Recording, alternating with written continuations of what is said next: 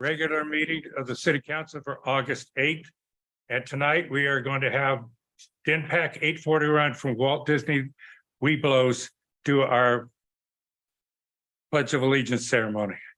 After we do the roll call, I'm sorry, go ahead, roll call, please.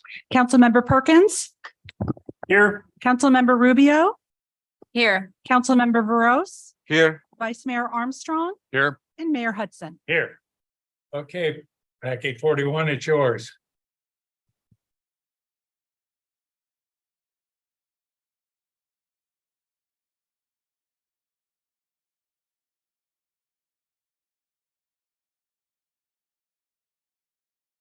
Color guard attention. Would the audience please rise?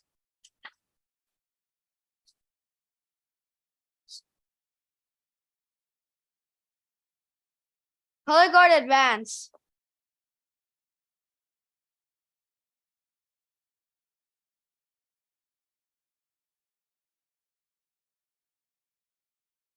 Color guard cross the colors.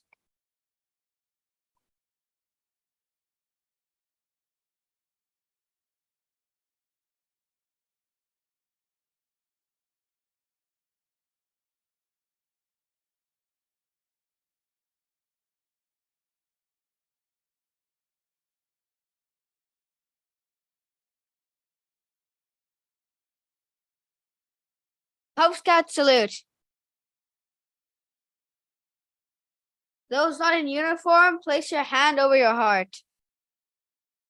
Please recite the Pledge of Allegiance.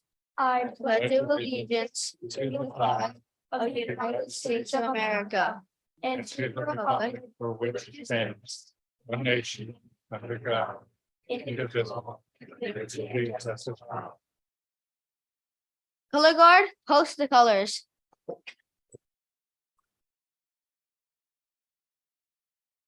Color guard reform.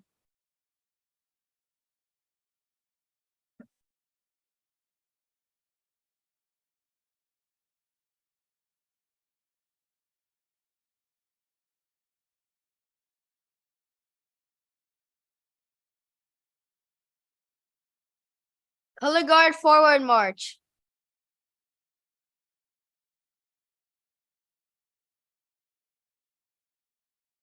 Color guard dismissed. Audience, please be seated. The meeting is now in session. Thank you, 841, and good luck on your arrow of life.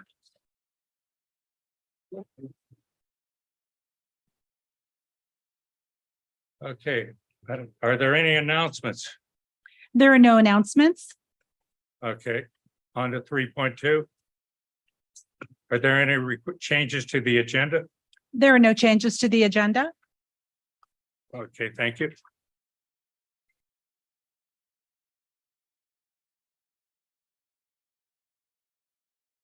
Under public comment, at this time, the public is permitted to address the city council on items that are on the consent calendar, including request to pull an item and the reason why you wish to pull the item. Please note that the decision to remove the item from the consent calendar is the sole discretion of the city council. Public comment is now open. Is there anyone wishing to speak to public comment? Yes, the first speaker is Daniel Palmquist. Daniel. Set the clock to 3 minutes. Hi, greetings to people of San Ramon. My name is Daniel Allen Palmquist. This is not my birth name. Thank you. I am the CEO and founder of EV Electric Incorporated. I am and was trying to headquarter my business here in San Ramon, but for some explainable reason, the city won't allow me to. I spoke here 2 weeks ago off the cuff, right after I learned that my business application for the city was denied.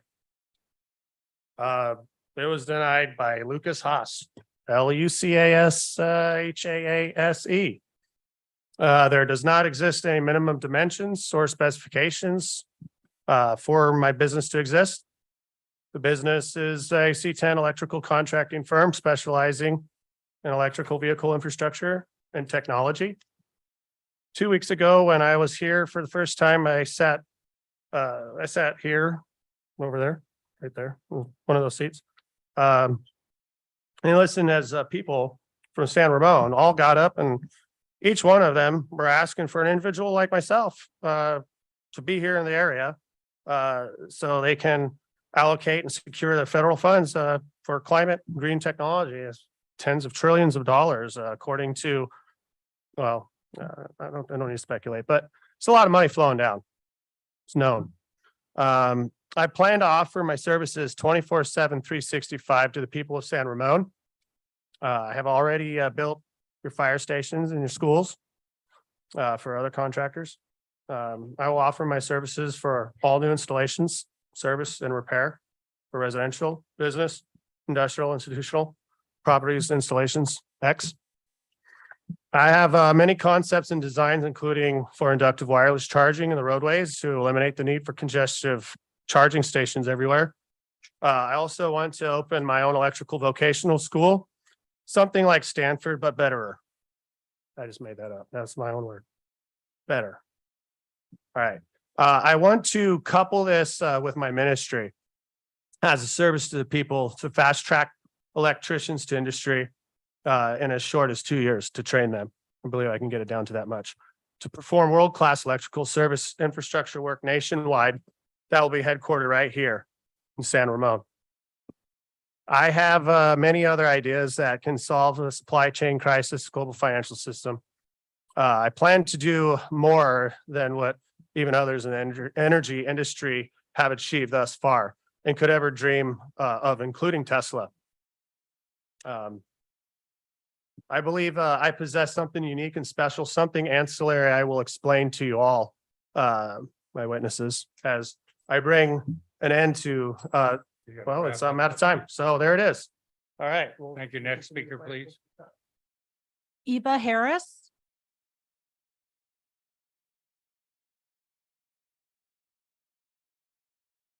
Hello, thank you for listening to me today. My name is Eva Harris, and I'm a resident of San Ramon.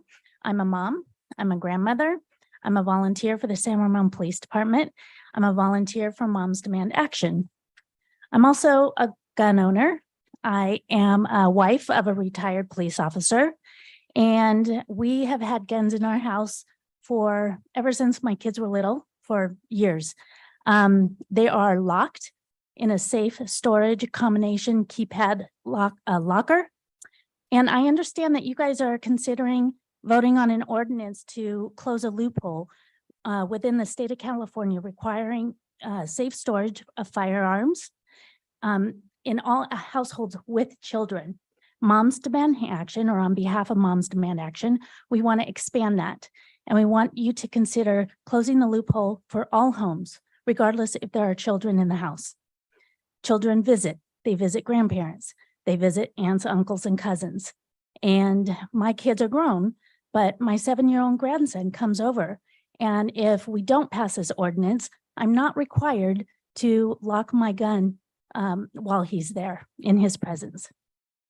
And studies have found that households that lock not only guns, but ammunition have an 85% lower risk of self-inflicted and unintentional firearm deaths.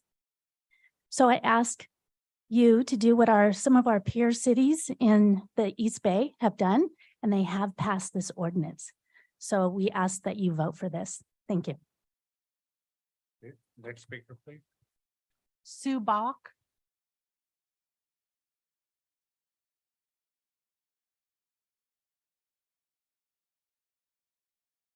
Hi. Thank you for taking the time to responding, or at least when I talked to Councilmember Perkins at, what is it?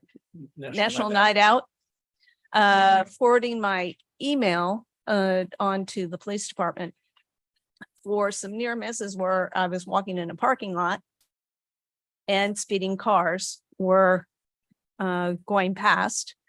And again, that happened to me again on Monday outside of Starbucks at the city center. One car stopped, saw me, was going to let me go by, and the car came around the corner and had to stop really quickly, and he was ticked off that I was actually asking him to stop for me because I was standing in the road. So I know I am not the only one that is experiencing speedy drivers in parking lots and also on the roads. So I don't know what you can do, but there must be some sort of civic service that you guys can look at to make sure that we keep our people safe here in San Ramon. We don't want any suffering from accidents. Thank you. Next speaker, please. Benham,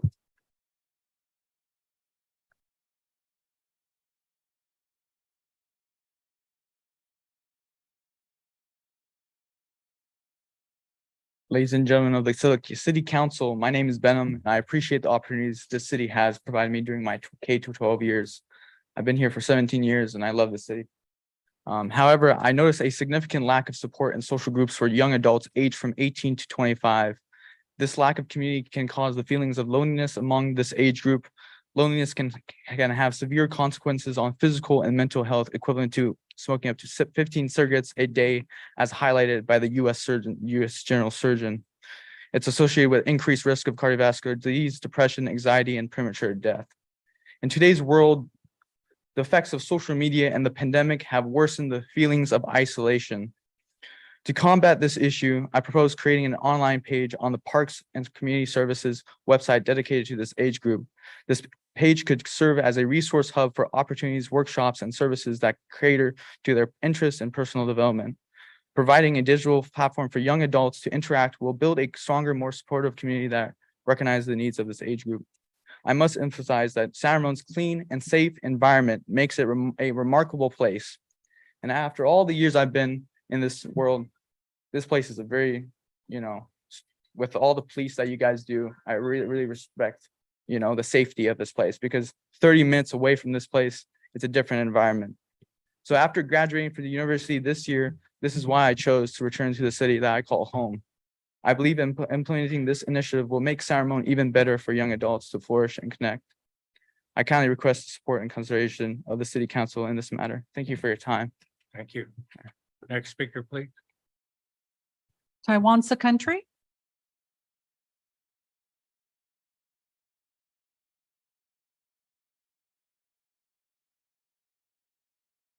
Hi, Mayor, council members. I just spent almost $60 today to buy the entire copy of the general plan revision. And I can't help but ask myself, why is it that I am already paying a lot of taxes and I still have to pay extra money to participate in government wisely when you do not provide the attachment to every meeting like this? Then you are expecting people to come and just give you whatever that is their opinion.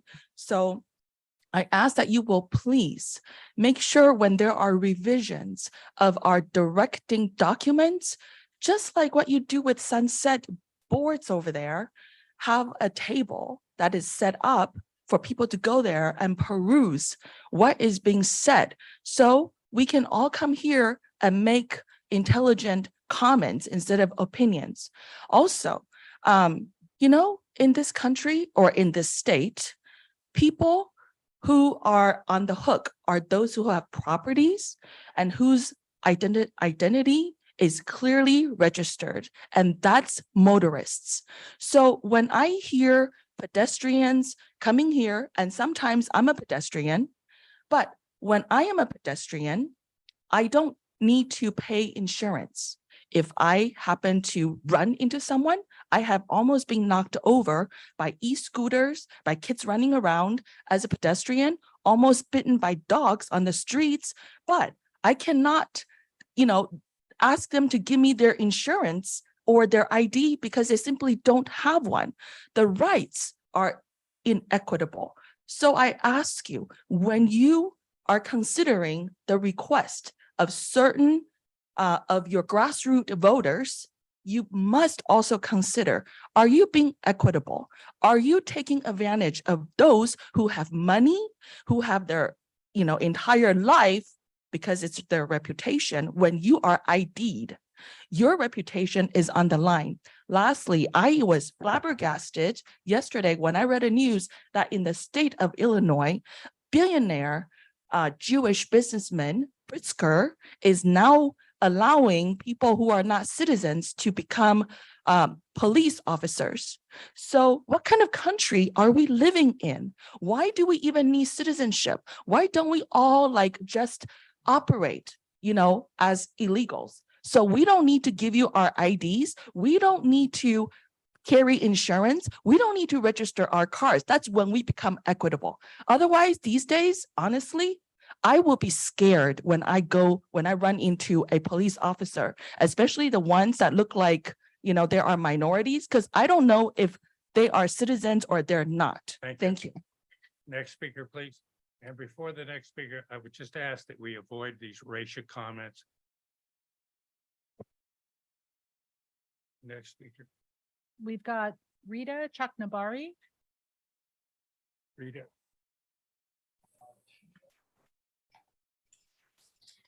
Hi, can you hear me? We can. Okay, wonderful. Good evening, members of the City Council. My name is Rita Chakrabarty, and I'm here today to urge the city to pass a safe gun storage ordinance. San Ramon has been consistently rated as one of the safest cities to live in, and that is one of the main reasons why we chose to live and raise our two beautiful children here for the past 28 years. But as we all know, gun-related incidents are on the rise, and most troubling statistic has to do with children, those who cannot speak and advocate for themselves, but find themselves in dangerous situations around guns. An estimated 4.6 million American children live in households with at least one loaded and unlocked firearm. Annually, more than 3,000 American children and teens are shot and killed, and 15,000 are shot and wounded, often with lifelong injuries that destroy families and communities. Sadly, 36% of children and teen deaths are suicide. These statistics are shocking. California has passed a safe storage law, but the law has two important loopholes that cities all over the state are trying to close. Firstly, the state law does not specify what safe storage actually means and how one should safely store their firearm. The language used is open to interpretation. Secondly, the law only applies to homes where the person knows or reasonably should know that a child is likely to gain access to the firearm. This language is too vague. Children will find guns in places other than their own homes, like a relative's or a friend's. Also, unsecured firearms are a determining factor in suicides for all age groups. And unsecured guns are often stolen and become weapons in various other crimes. So tonight, I urge the City Council to pass a safe storage ordinance that states that all firearms in a home, regardless of whether a child is part of that household, must be stored in a securely locked, DOJ-approved container or disabled with a trigger lock. Our peer cities and towns have already passed such ordinances. It is time for San Ramon to do the same. We are truly blessed to live in this beautiful city that prides itself on its stellar safety record. Passing this ordinance will convey to its residents that their safety will always be a priority. Thank you so much. Next speaker, please. So we have no more speaker cards or hands raised. However, we did receive one written public comment, which was emailed out. It is before you and it's in the red binder in the back of the room. Thank you. And we'll close the public comment. I'd just like to state why we encourage your comments. Unfortunately, state law prevents the city from discussing items that are not on the meeting agenda this evening. We do take these seriously, and if appropriate, staff will follow up on them with you. Next item is consent calendar. Consent calendar items are to consider routine action acted upon by the City Council as a single action. Is there anyone wishing to pull an item, or I believe you wish to make a statement? Mayor Hudson? Yes, I had a mistake that was made on two of the special minutes for the meetings. okay. It came up with old information saying who was in attendance and old titles. So that has been corrected and the revised document is available for signature. Okay. I move approval of 5.1 through 5.5 as amended. I'll second that. And I believe you are recusing yourself from one of these. Is that correct? No, I'm That's okay. not- I'm okay on the minutes. Okay, any further discussion? Seeing none? Excuse me, through the mayor, there is a statement that needs to be read Oh, where's? regarding the contract. Oh. Okay. This is about, thank you. Okay, and this is, in accordance with Government Code Section 54.953 C3. At the July 25th, 2023 regular city council meeting, the council met in closed session to consider an employment contract for the new city manager, Steven Spadowski. We voted unanimously to enter into a contract with Mr. Spadowski featuring the following compensation terms commencing June 19th, 2023. The monthly salary is $24,825 and $27,204 annually to a deferred compensation administered by the city, and management incentive pay consistent with the current incentive pay of city management employees in the amount of $500 per month. Any more than that? Okay. Motion and seconds been taken down. Just waiting for me. Okay. Okay, looks like it's unanimous. 5-0. Okay. So the consent calendar is passed. Moving on. Next page. Oh, city, Next page. city council appointments. Item 8. Yeah. There you go. Okay, we have Housing Advisory Committee appointments. Cindy Yee. See why. Hi there, good evening. It's my pleasure to be in front of you this evening to recommend 3 appointments to the Housing Advisory Committee. We have 3 vacancies currently on the committee, 2 incumbents and 1 new applicant has applied for those 3 vacancies. The Planning Commission did conduct interviews in July for those 3 positions and are recommending the appointment of Katarina Betchuchika, Prajol Karkai, and Alan Love for the Housing Advisory Committee appointments. So with that, that concludes my presentation. If you have any questions, be happy to answer those. Any questions to staff? Seeing none. What's the pleasure of the council? I'll move the appointments as presented. Sorry, I already pressed move. Okay. Any public comments? Are there any public comments on this? We've received no written or there's no hand raised and no public comment on this. Oh. Oh, I'm very sorry. We do have public comment. Okay. Can you call on our public comment?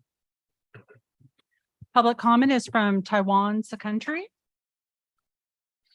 Mayor, council members, I have been to your interviews for committee members. And when I was there, all of you were there. I'm truly very shocked that when the planning commissioners interview the volunteers that are for the transportation and housing advisory committees, it is an ad hoc member or party of this commission, meaning 2 out of 5 only.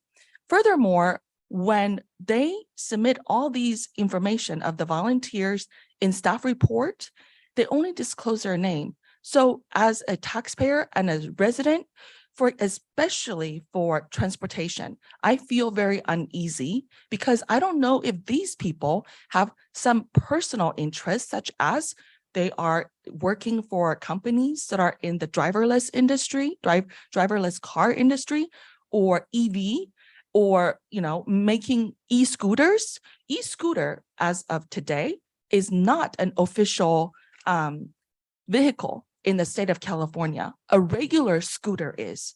So if you read those driver booklet, there is nowhere to find this word e-scooter. So I am very concerned that if I were in, God forbid, an accident. This I don't- item's, I- this I- item's about the Housing Advisory Committee.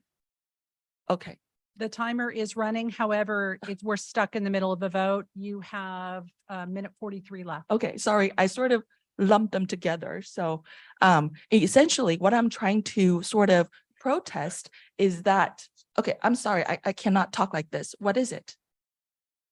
Keep talking. Thank you.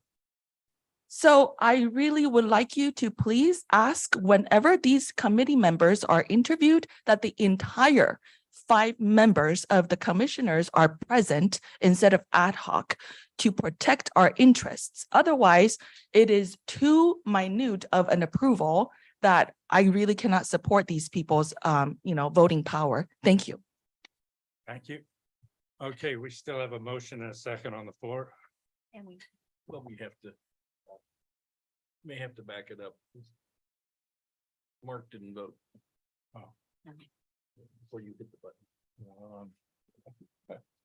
I can go ahead and I believe I can. Well, what's his vote? Somehow I wasn't able to vote. Dave hit the button before you voted.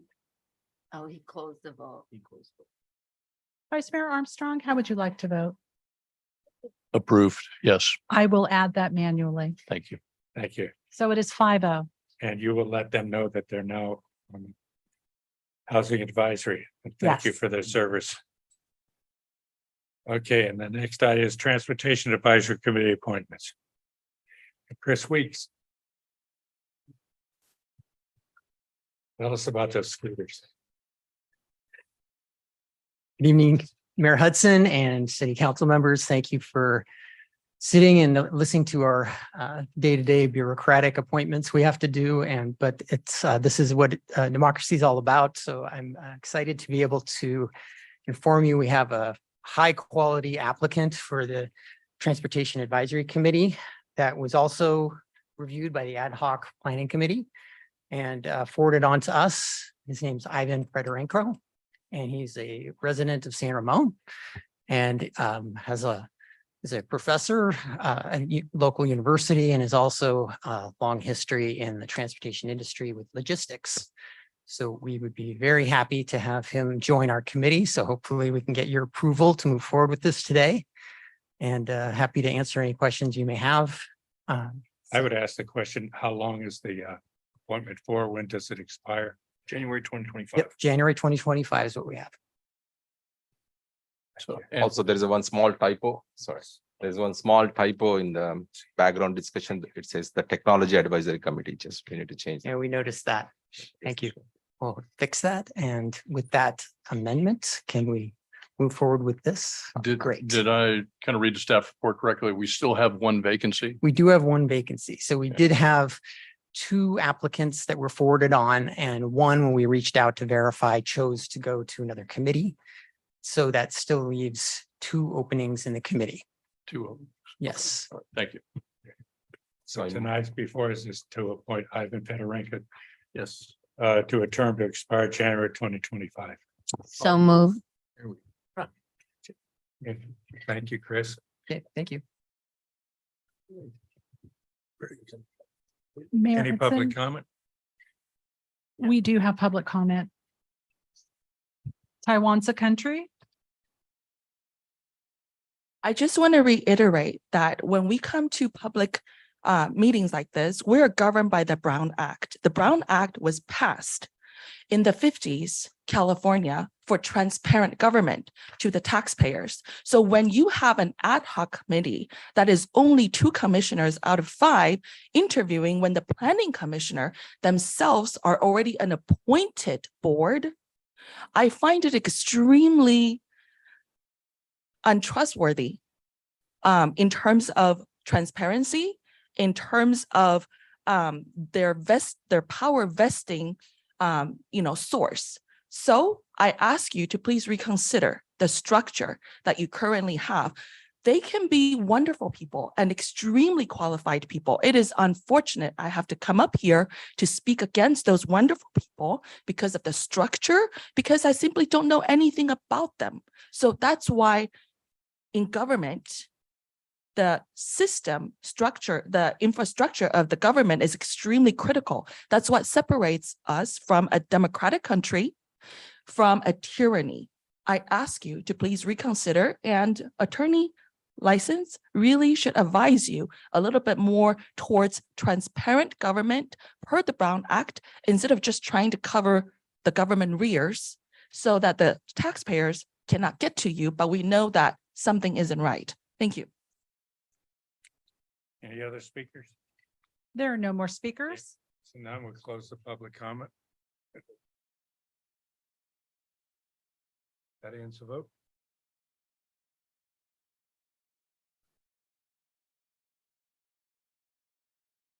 I may have ended. Did I do it again?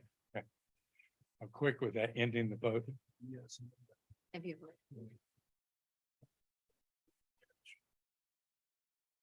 we go. That's unanimous.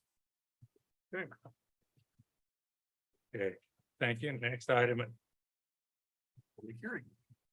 The public hearing for. What is this? Yeah, Building and safety Item services. 9.1. Next page. This is about resolution 2023-92, confirming public and safety services division statement of expenses for unpaid fees and fines, directing city clerk to forward a certified copy of this resolution to the office of auditor controller. Okay, Mr. Vance, you have the floor. Mayor Hudson, go ahead. I'm recusing myself from this item. My neighbor is one of the people that may be affected by this resolution, and I wish to avoid any appearance of a conflict. Okay. Now you have the floor that we kicked him out. Good evening, Mayor and members of the City Council. Thank you for hearing this report tonight. Staffers recommend the council receive the staff report and conduct this hearing and identify any or consider any protests or objections and make any necessary corrections, and then adopt a resolution for the assessment of unpaid fees and fines.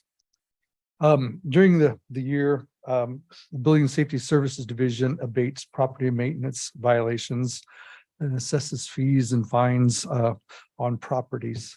Several property owners, after appropriate notification, failed to correct violations within time specified, and consequently, these properties received the fines.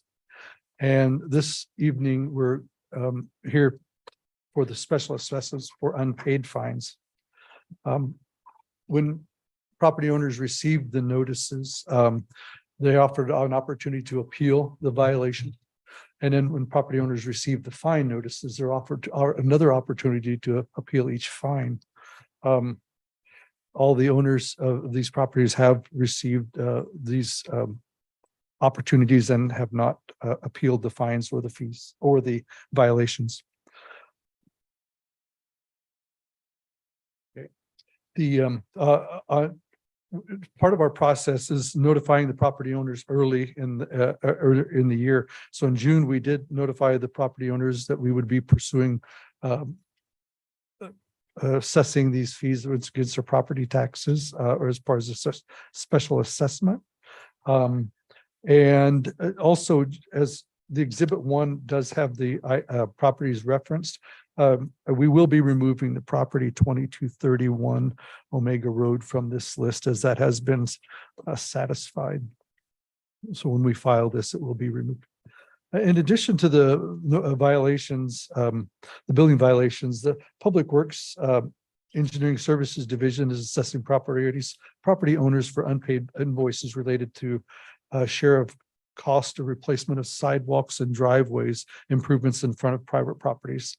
The city shares 50% of the cost of replacement of the sidewalks. And city crews or city contractors make these repairs. The property owners of these these assessment were notified 3 times that to pay these invoices, and now we're moving forward with assessing the properties for these.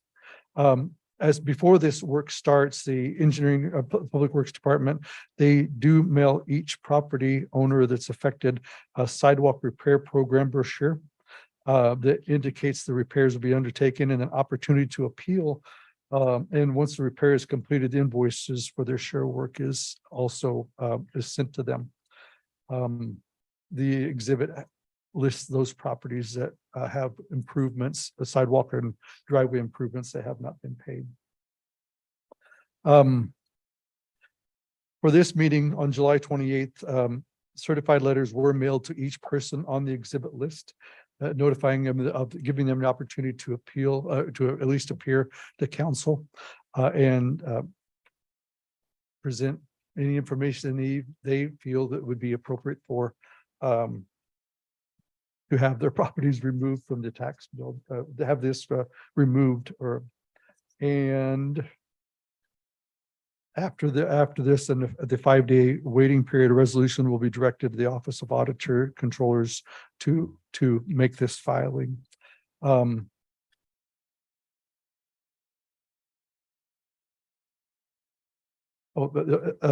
that's all. Any questions? Any questions to staff? We have a motion to open the public hearing. So Be open. I have one question. Go So ahead. did we reach out to them in person or just by mail? For these, this is all done by mail. This certified mail is the notice we sent as the latest notice. We sent regular mail to each applicant starting in June, and then Public Works Engineering Division also mails to the applicants. Okay, so Initially at the start too, along with their brochure. So it's not just in June or not just recently. Before they even start their work on their sidewalk or driveway repairs, they send out the brochure notifying them of the work that they will be doing.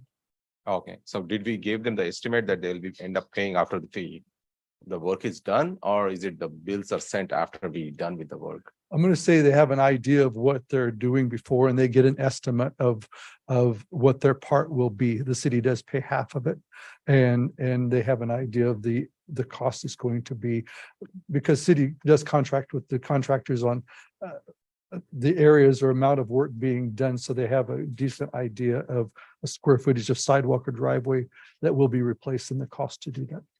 Okay, and we didn't receive any communication from these folks? No, No, nothing. Okay, unless the city clerk has received something. We have not. no. So did we have a motion, Perkins? Yes, we have a motion and a second for the opening the hearing. Okay, any discussion about the opening of the public hearing? Seeing none, Well, we have to We're not open there it. let me open the public hearing. So you're any Yes. abstain, right? Yeah. There we go. Is it from here? People reach out here. Thank you. Okay, so it's unanimous to open the public hearing. Thank you. The open public comment.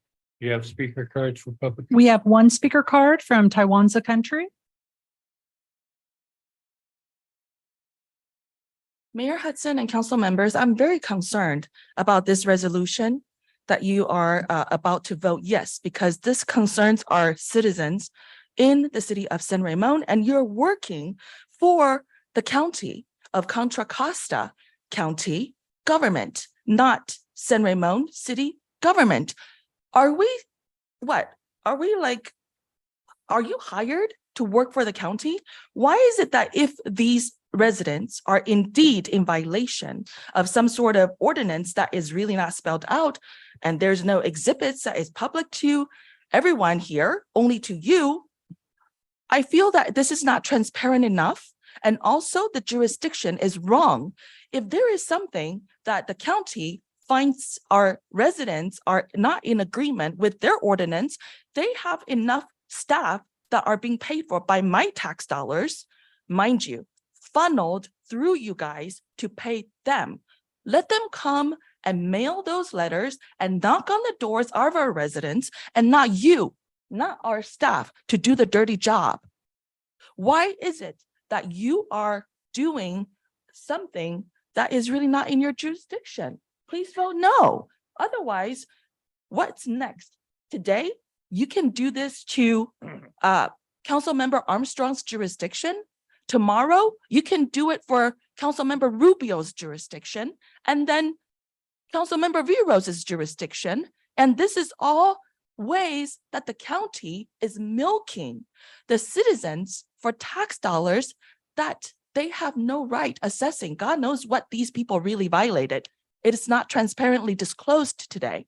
I urge you, if you consider yourself a democratic government, please ask the staff to write the county and say that this is not our jurisdiction, and have them do this job themselves instead of having our staff do their dirty job. Thank you. Next speaker, please. There are no other public speakers. Okay, we'll close the public comment. Let's vote to close the hearing. We have to, I move we close the public hearing. Okay, we have a motion, Perkins. Oh, Sridhar beat me to it. Okay, there we go. Okay, Don't mess with Sridhar, he's quick. okay, now you get to vote. Okay. Oh, you want to vote for? Abstain. Abstain. Sridhar, you want to abstain Yeah. for Mark? And there we go. Okay. And I think I'll give you an opportunity to explain that this is our jurisdiction. This is us. And the levying county fines. just does the collection, right? Thank you, and I'm sorry I didn't make that clear. These are violations of the City of San Ramon Municipal Code. We just use the county assessor as part of that tax assessment to collect our fees for us. They are unpaid, and so that the only reason the county's involved is they are assessing they're including the special assessment with the property taxes. Okay. It does so come to the City of San Ramon after they receive. We had a due date to have this turned into the county so that it shows up on the property tax bill that gets mailed out here in just a few weeks, I assume. We do. Okay, and that was what, the end of August or middle of August? It's coming up next week. Next week, okay. That's why we so have we're fitting this to if 5 we- days. If we pass this resolution, then you will submit this data to the county. And then the county will put it on the property tax bill for each of those APNs. And it'll show up as a special line on that APN. And the money comes back to the city. That's correct. Yes, Yes, it's not the county's money, it's the city's money. that's correct. But the collection mechanism is through the property taxes that are paid November and March, April. Yes. Okay, So it's like county is servicing us. county's Right. providing a service. Yeah. Mhm. rather They than- provide them, That's what- they also charge us a minimal fee for it as well, so they will take their. I like part. money too. Okay, Okay, so we have a motion to close the public hearing. and we voted on it, and now we're gonna, I think it's just before us. now, I move we adopt resolution 2023-092. I'll second that. You better hurry. There we go. We have a motion and a second. Any further discussion? Hey, we need to vote for Mark there, abstain. 2 votes. There we go. Ta-da. Okay, so it's unanimous with an abstention, Armstrong. Okay, we'll go get. Should we Mr. bring him back? What do you think? Gotta hear about the bees. Yes. All right, speed limits, We're on the speed limits. speed limits. On the new business, we have another public hearing. In addition, an ordinance next line amended section B8. Okay. Increase in speed limits and authorizing the public works director or designee to erect signs and step the speed on the various streets and roads. All right. We're raising speed on this, PJ. Good luck. Some of them, Are you now the CHP? some of them, they're not raising them all. Some of them are actually dropping, I think. You noticed that? I did. He notices that stuff. Yeah, Ivy Springs, South Monica, Westwood dropping. This is probably Oh, the I'll first be on- time in all the years I've been in front of you. Nothing like a I think it is. traffic survey to make the adjustments. Great. Well, thank you very much, Mayor Hudson, respected council members. Tonight, before you, we have the speed limit ordinance update, the first of two times that we'll be visiting this. With me tonight, we've got Deborah Fear, City Senior Traffic Engineer, to assist with your questions. So very briefly, we do regularly conduct these updates. The last one was in 2018, so it might be a little new material. So we'll try to go over some background briefly as well. So the process, despite popular belief, the California Vehicle Code actually governs the setting of speed limits on all public roadways in the state of California. And local agencies actually have very little discretion for influencing speed limits. The prima facie speed limit of 25 miles per hour is valid in residential areas, school zones, business districts, and near senior centers. However, outside of the prima facie, the CVC requires that an engineering and traffic survey be conducted to validate speed limits. And our San Ramon Police Department requires those valid speed limits as well to enforce speed laws. Without an updated speed limit ordinance, current speed limits cannot be enforced on many city roadway segments. So in order to establish speed limits on our roadways, an engineering and traffic survey is conducted to justify the posted speed limit. The survey requirements are to conduct it every 5 to 7 years, sample at least 100 vehicles, though we can do 50 on very low volume streets, to take the surveys from inconspicuous locations away from traffic control so that you have uninfluenced traffic, and to conduct the surveys during off-peak hours so that we capture free-flowing speeds. We then take that sample, and the 85th percentile speed of the survey is actually determined to be the critical speed. And the speed limit in that zone must be set within 5 miles per hour of that critical speed. When we fail to set the speed limit within 5 miles per hour of that critical speed, or the 85th percentile, that's when we have a speed trap situation. And I'll go into that in just a second. So we do conduct these surveys as streets expire. And that's what you'll see in the next few slides. So consequences of the speed traps that I just touched base on. Speed traps limit enforcement options. The California Vehicle Code actually prevents officers from using radar or other electronic devices to enforce speed traps. The CVC also restricts the use of evidence obtained as a result of attempted enforcements within speed traps. And so a result of this information is that the San Ramon Police Department would prioritize enforcement based on those locations where they can have the greatest impact, which would be those roadways that have valid speed surveys. So I have one question just before me. So when you mentioned the sample, at least 100 vehicles, could you please explain how you sample it? So typically a technician, so for example, for these ones we had Kimley Horn was our consultant, and they used IDEX to go out and conduct the actual surveys. So a technician goes out in an unmarked vehicle and uses a certified radar device and will actually capture the speeds of 100 moving vehicles within, say, a 60-minute period. So those are the 100 vehicles that are in the sample size. Oh, okay. So free-flowing traffic. Free-flowing traffic. Okay, thank you. I think I remember you telling me that Santa Cruz, the citizens really objected to a higher speed limit on a particular street. The city council set that limit lower. There were some smart citizens who read the speed trap law, and they went crazy on this street because they knew it was unenforceable on that street. And the judge, whenever there were tickets on that street, the judge just threw them out. And so they did not get any fines as a result. So if you don't follow the law, you can't enforce the law. And so it became the Wild West on that particular street. for a while. Exactly. You remember that? Yes, that was a really great case study for all cities. Mhm. So Wild West.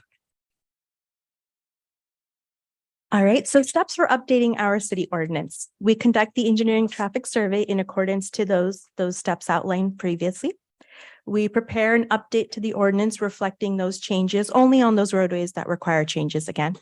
We work with the city attorney's office to review the changes to the ordinance, present the draft ordinance to our transportation advisory committee, present the ordinance at a public hearing like today.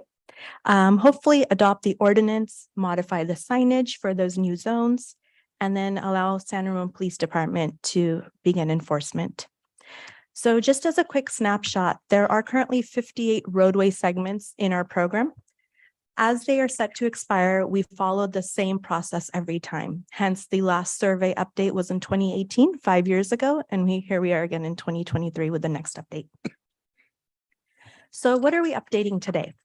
We had conducted speed surveys or engineering and traffic surveys on a total of 27 roadway segments as part of this entire study in 2023. Of those 27 roadway segments, the following 5 roadway segments did require an adjustment. The first section is Albion Road between Bollinger Canyon Road and Windmere Parkway. This is actually a 5 mile per hour reduction. So we're proposing that the existing speed limit of 35 miles per hour be reduced to 30 miles per hour. The next one is Bishop Drive between Norris Canyon Road and Sunset Drive. The existing speed limit is 30 miles per hour. This is our one increase being presented as part of this update to 35 miles per hour, so 5 mile per hour increase. Ivy Leaf Springs Road from South Monarch Road to Stoneleaf Road from a 35 mile per hour, a decrease again to 30 miles per hour. South Monarch Road from Bollinger Canyon Road to Ivy Leaf Springs. Again, a decrease from 35 miles per hour to 30 miles per hour. And finally, Wedgewood Drive from North Monarch Road to Stoneleaf Road, another drop from 35 miles per hour to 30 miles per hour. Yes, sir. Question on that. If the critical speed in one direction is different than the critical speed in the other direction, do we have 2 different speed limits, or what do we do when, the eastbound and the westbound are different? So in the survey, we actually take 50 from eastbound, 50 from westbound, and we combine all of that information together. So when we computate the 85th percentile, it's already a combination of eastbound and westbound traffic. That would be unique. Here's a map just highlighting some of the locations. If you'll notice, 4 of the 5 are in our Doherty Valley area, with all 4 that we are proposing the downward zoning actually in Doherty Valley. The one that you see out here is the Bishop Drive. So the increase that does not impact the section of Bishop Drive that actually fronts the city center building and the 2600 parking structure. And then out here, we've got this red line that would be our Wedgewood Drive. We have our South Monarch Road. It actually connects right into the other update, which is Ivy Leaf Springs. And then we have Albion Road up here as it passes by Doherty Valley High School and the park and Hidden Hills Elementary School. So those are the locations. In terms of the Transportation Advisory Committee, we did present the draft update to them on July 20th. And the TAC members concurred with staff's approach to the ordinance update, and they expressed support for maintaining a valid engineering and traffic survey to avoid those speed trap conditions. The ordinance was also reviewed by our city attorney's office. So tonight we are asking to waive the reading, read the title only, open public hearing, accept input, and then provide feedback to staff. And then our expectation is to return on September 12th. And at that time, if the ordinance is adopted, we'll work through updating the signage on all 5 roadway segments. A total of 14 signs will be swapped out as part of our regular work orders and operating budget. And then on the 31st day after adoption, our police department will be able to enforce the new speed limits. With that, both Deborah and I are available to answer any additional questions. Thank you. Questions or comments? Seeing none? Oh, seeing one? Yes. Just one, sorry. Just wondering, did they, Albion right there intersects by Doherty High School, intersects Ivy Hill Way. And I have observed quite high speeds there as well. And there's a lot of students who walk home from school there. Was there any sampling done there, any consideration? Right. So every 5 years, those surveys are conducted. We did conduct the one for Ivy Hill actually in 2018. And at that time, it was validated at, I believe it's at 35 miles per hour. And the same survey was conducted as part of the 27 this year. And again, it did validate it at 35 miles per hour. But again, if you are observing speeding, that's definitely something where we have a valid speed survey on file. And it's just a matter of requesting selective enforcement through our police department, which is something that we can take care of. But then also, as everyone gets back to school, something that's part of our regular messaging and outreach is again reminding the community that school will be back in session on Thursday, August 10th, and that we really need to start paying attention to seeing more of those school-age pedestrians on our roadways. So we'll definitely make sure that that messaging is out there. Great. Thank you. Thank you. Thanks, Scott. In front of the high school there on at Albion, and then of course, I think it's Hidden Hills, which is a little further out. Those are 25 zones. That's right. You're correct. Those are prima facie. They're school zones, so they will always be 25 miles per hour. Is that 24/7, 365? So the signage is 25 mile per hour school zone when children are present in those corridors. And then you might notice on some of our arterials where we have the flashing beacons, it'll say when flashing. So those are committed to those times. So one question, maybe two. You said the requirements are that we conduct the traffic survey every 5 to 7 years. What if there are changes, inside of that 5 to 7 years, say part of the bicycle master plan implementation, we change something, striping on the roads or something like that, or some other change. Can we do surveys sooner than the 5 to 7 years? We definitely can. Yep. Those are more of the limits. So for example, Crow Canyon Road widening, once we do add on the lanes, we can expect traffic patterns to change. So that would prompt us to conduct an engineering traffic survey, even if we're only year 2 since the last one. Okay, thank you. Pete, this always amazes me that people are surprised by this, that we don't set the speed limits. And the League of California Cities has a transportation advisory committee, and I sat on it with Tom Glantz out of Southern California and Julie Pierce. And we put together what I thought was a great program to take to the California Highway Patrol that would give us more say in the cities.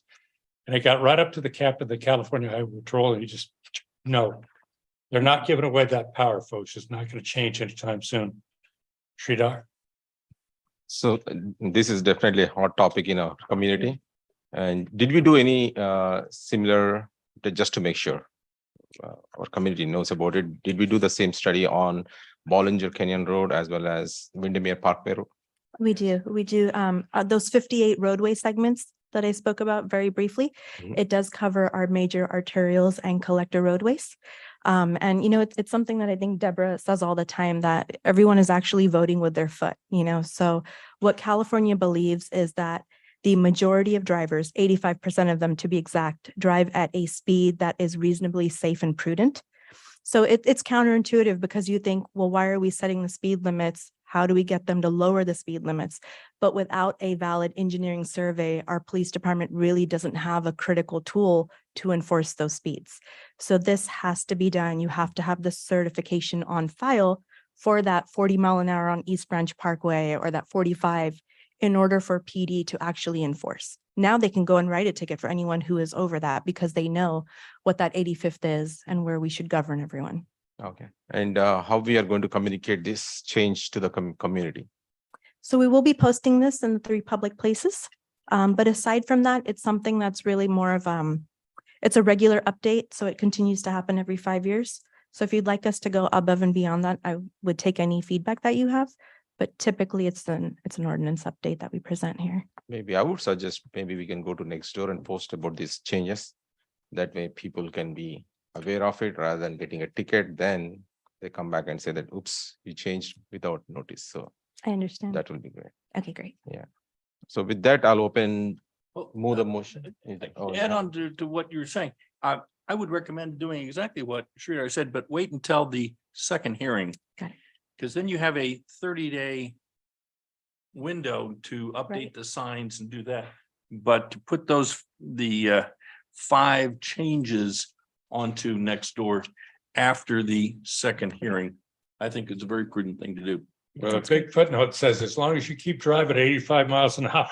Your speed limit's going up. Yep. I mean, every time I look at Doherty Road, I go, it's just a matter of time before it hits 60. And there are 60-mile-per-hour speed limits in cities. On Newport Beach, was it right by the airport? I mean, you will see 60 miles an hour if you keep climbing your speed. Well, interesting that I think it's fascinating that 4 went down, 1 went up. Right. That's not our typical. It isn't, but I think it might speak volumes to just the post-COVID, right? We've had a lot more people taking to the streets and bikes, scooters and walking, but we also don't have that rush to get to work now in the morning. So maybe we're just seeing kind of more of a relaxed environment, and the benefits are on our transportation network. I saw a posting where there was a gentleman who out in front of his own house, he takes an old hair dryer and he points it at people and they all slow down. Oh, he wears an orange vest. And he wears an orange vest and he wears a ball cap that looks like a police department, a symbol on his hat. And he has his hair dryer and slow down. So we had to issue hair dryers all over town. Oh, no. You did not hear that at a public meeting. It's okay. Did I hear a motion to open the public? Yeah, I move the motion. Thank you, PJ. Toughest job in a city. It's your fault that the speed limits go. Yeah, well, they're going down. Yeah, that's the We're gonna hear a problem. lot of complaints Speeds are about going up. Down. I'm probably not gonna hear a lot of complaints about that. It's if the speeds are going up, you will. That one you can blame on Rob. Only one. 4 down and 1 up. Okay, Yeah. hearing everything's Good. open.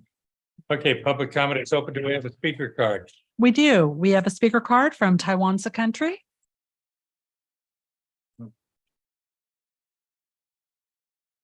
Mayor and council members, I do not believe those testings that Ms. Duke just said were implemented, and then data collection just they're contrary to what she did to us back in 2018 when we had a bunch of citizens turn out to complain to her that why did she decide to raise our speed limit on Ivy Hill Way from 30 to 35? And now she is trying to convince you that for some reason that everyone is driving a lot slower. So then this is exactly what she is saying that the judges will throw out, because if she is creating exactly the speed trap that she said, should not be present to make the speed tickets valid.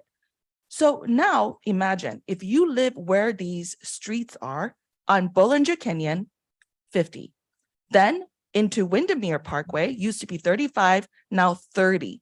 Then if you go to Albion, it's already a 25 school zone during school hours, but now you have to really watch yourself.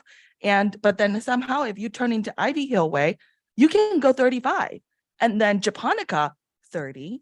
And then right now, I'm not sure if her data is correct. On Monarch, for as long as I have seen, it's always 40. When did it go into 35? This is exactly what bureaucrats and government is playing around. And if you study the map, why is it that this is only Councilmember Viros's and Councilmember Rubio's districts that are being reviewed? And then the older parts. It's also my district. There's 58 streets that were reviewed. Well, they 58. weren't in the map. Yes, So it was. anyways. District 1 was in the map. Continue, go ahead. Thank you. Okay, so I really cannot be convinced that this is, a really valid and truthful collection of data. Furthermore, Ms. Dude had an episode during a transportation meeting that really, really gave me a bad taste of, her credibility. She said the officer who was present at that particular meeting with a bunch of residents turn out, and she told all of us that that particular officer was there to answer their questions when that officer was a regular, like this officer here is keeping order. And so I just cannot, this is not a credible, experience from that. And to this, I don't mind if you guys have a logical, reasonable, consistent rule of law. Everybody should abide and our officers can enforce. However, when you have up and down kind of speed limit everywhere, and when you have credibility issue, you just cannot convince people. Thank you. I know you're gonna vote yes anyways, but Speaker, please. watch people is going to protest. Thank you. Gary Chapin? All right. Mayor, city council members, I had planned on speaking this evening, but I live on El Dorado Drive and I don't think they've been going 25 miles an hour all year.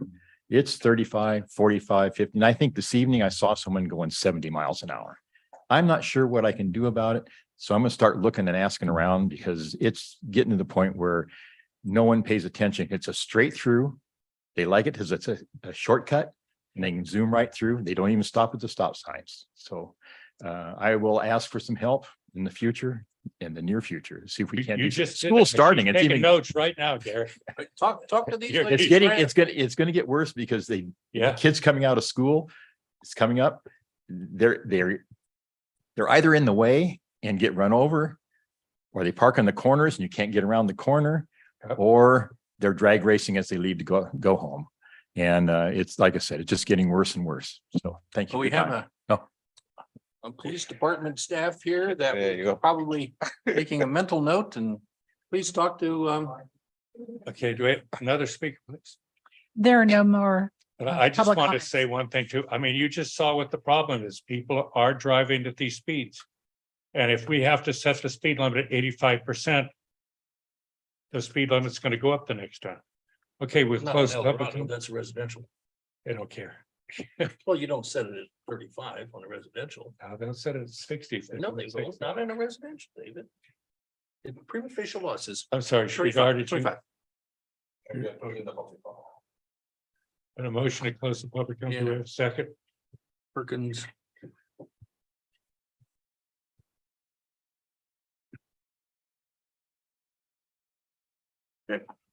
I still think the most amazing thing to me is no matter what you tell these people, they are not going to give the city more authority to change the speed limits than what is that 85th percentile rule.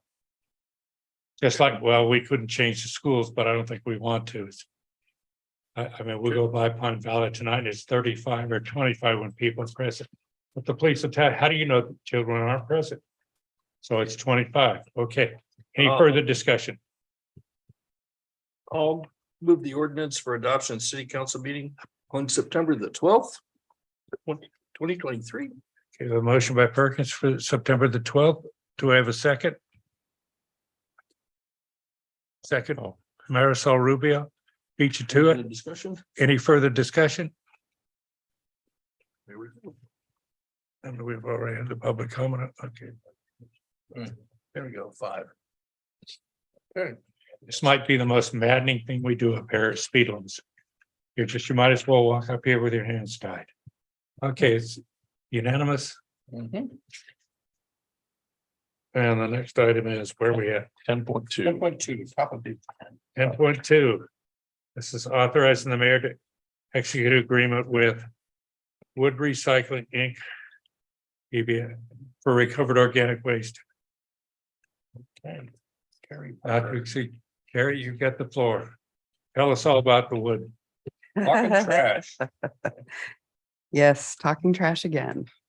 If you talk fast, I'm going to try. How about that? 85% of your, go ahead. All right. Oop. All right. Regarding recovered organic waste products and procurement services. Good evening. And you have Mayor items, Hudson. anybody wants to follow along, she's got some information for you in the back. And council members. Yes, I put additional SB 1383 information at the back of Or the if you're room. watching on TV and you want to come in tomorrow, we always have some right here. We do. All right. Oh, here's that. Fantastic. Okay, I put these big flashy graphics there from Cal Recycle, which is the California Department. Ooh, what happened? Let me set that again. F5 just crashed.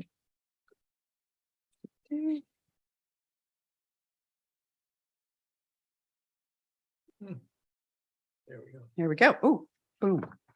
Fantastic. Okay, so the California Department of Resources, Recycling and Recovery is Cal Recycle.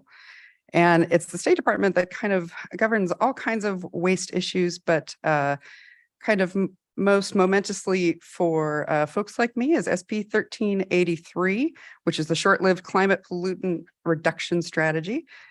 And the pollutant in question is methane, which is generated at the landfill. And you see the scary landfill and fire at the bottom, but really putting food scraps and yard waste into the trash creates, it cooks at the landfill anaerobically, right? It needs oxygen to be able to kind of emit some of that stuff in a safe manner. Instead, the state would like us to use compost, procure compost, use renewable energy, and all of that can come from what goes in that green bin. So basically, by 2025, we need to reduce the amount of organic material disposed in landfills by 75% below the 2014 level. And by 2025, no less than 20% of edible food must be recovered for human consumption. And if you'd ever asked me if I was going to get into the food recovery business as a waste professional, I would have laughed. But here we are. Let's get on to this next. And ideally, and I showed this a couple of years ago when we were passing our SB 13 or incorporating SB 1383 regulations into the solid waste ordinance. And most of what we were doing was as a result of getting ACI into town, we created an agreement that was an SB 1383 compliant agreement with them. And that's a lot of what you see at the top, the sorting, having the correct colors. For carts, making sure everyone had a green waste collection. And then you get down into the composting and down into soils. And that if you apply compost to crops, you get a lovely second benefit, which is the carbon sequestration. So carbon drawn down out of the air. And so we are kind of talking about that tonight, because this is one of the final regulations that San Ramon was considering for a little bit longer, because the regulations were a bit unclear on what we should do and what we could do. So this is the recovered organic product procurement part of the requirements. And that on the right there is a compost facility somewhere in California. And basically we are expected, this jurisdiction and other jurisdictions are expected to procure a certain quantity of recovered organic waste. Recovered meaning things that come out of our green carts or green bins and are created into compost or processed into compost, and then that we use it and apply it somewhere in the state to get that carbon sequestration. Our targets are built based on our population, and we can fulfill that requirement by procuring any of the following products, which is compost, mulch, renewable energy from anaerobic digestion, so that's a digester, and electricity from biomass conversion. So San Ramon is on the path to SB 1383 compliance. You know, I said that, I wrote that, and I read it today, and I'm like, well, we are really almost there. We have all of the accounts here in San Ramon have green carts and bins. And not many jurisdictions can say that. We are 100% compliant in this manner. Our containers are compliant. Our agreement is compliant with ACI, and in fact is used as a model on CalRecycle's website as a compliant agreement. We have a robust outreach plan. You may have seen us in newsletters and in bill inserts everywhere we can possibly be. We have technical assistance to both the commercial and residential community by a sustainability specialist. We have 3 of them. 2 of them work for ACI and 1 of them works here at City Hall.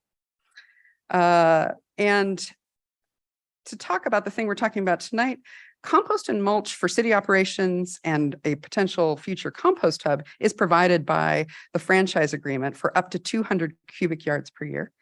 And compost giveaways, which many of you may have enjoyed in the past couple of years.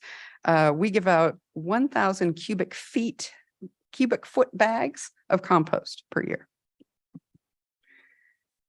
And yet our target is, our ultimate target is 3,891 tons of compost. And I mentioned in the report that AB 1985, which is a procurement compromise bill. So it kind of, slows the increase to the 100%, 3,891 tons, so that jurisdictions would have a chance to kind of figure out what this all means and try to figure out where are we going to put the compost? How much are we going to buy? What does it all mean and budget for it? So Carrie, that's that procurement target. That's CalRecycle's requirement to us, not something that we are trying to achieve. That's right. We have to, right? It's a requirement to achieve that, to somehow use that compost in some way. And it's an enormous amount of material. And it's an annual target. So how we measure, like, are we in 2023, it says 30% with 1167, right? So right. Yeah. Are we on target, or are we even close? No, let me tell you about it on the next slide. Let me show you. So in my mind, when I heard these regulations originally, I thought we should be brokering this to people who need it. And we currently use about 500 cubic yards of SB 1383 compliant mulch. So that's 200 tons, right? Because mulch is a lightweight material. We give away 1,000 cubic feet of compost per year, which is only about 15 tons. So the total city use is 18% of this year's requirement and 5.5% of the full requirement. It's not a lot. We have limited ability to increase SB 1383 compliant mulch use. We use a lot of mulch, but the way that we apply that mulch is not with rakes and men. We blow it out there. I don't know if you've ever seen that application. Particular matter. And while we would love that to be SB 1383 compliant mulch, it's not yet. And we're going to be looking into that though. And we no longer use compost on our playing fields due to potential contamination, things like glass. Correct. So brokering seemed right. So brokering compost to California farmers. This is a loophole that I found in the regulation, and CalRecycle supports it because it still gets to the ultimate, what is the word? The ultimate, the sequestration of carbon will happen in California, and that is what this regulation is all about. So we could subsidize compost purchase by farmers, right? So in the regulation, it's called direct service providers. Compost provides a lovely alternative to chemical fertilizers, which are a source of greenhouse gases, reduces water use, increases crop resiliency, decreases need for pesticides, sequesters carbon, nourishes crops, and it's cheaper per ton than applying to landscapes in San Ramon. So we performed a request for qualifications last month. It was a quick turnaround. And we had 3 respondents, but it was very clear we selected California Wood Recycling, which is doing business as Agramin. They're a compost processor throughout the state, and they say that we can buy that compost at $23 a ton. And that's compared to local sources. If we were to go get it ourselves and apply it here, that would be $32 a ton. So that's a big, the big difference. So with Agramin and this agreement, you can see how the AB 1985 has a graduated kind of cost there at the beginning for 2023 and 2024, and we will be 100% compliant under this agreement.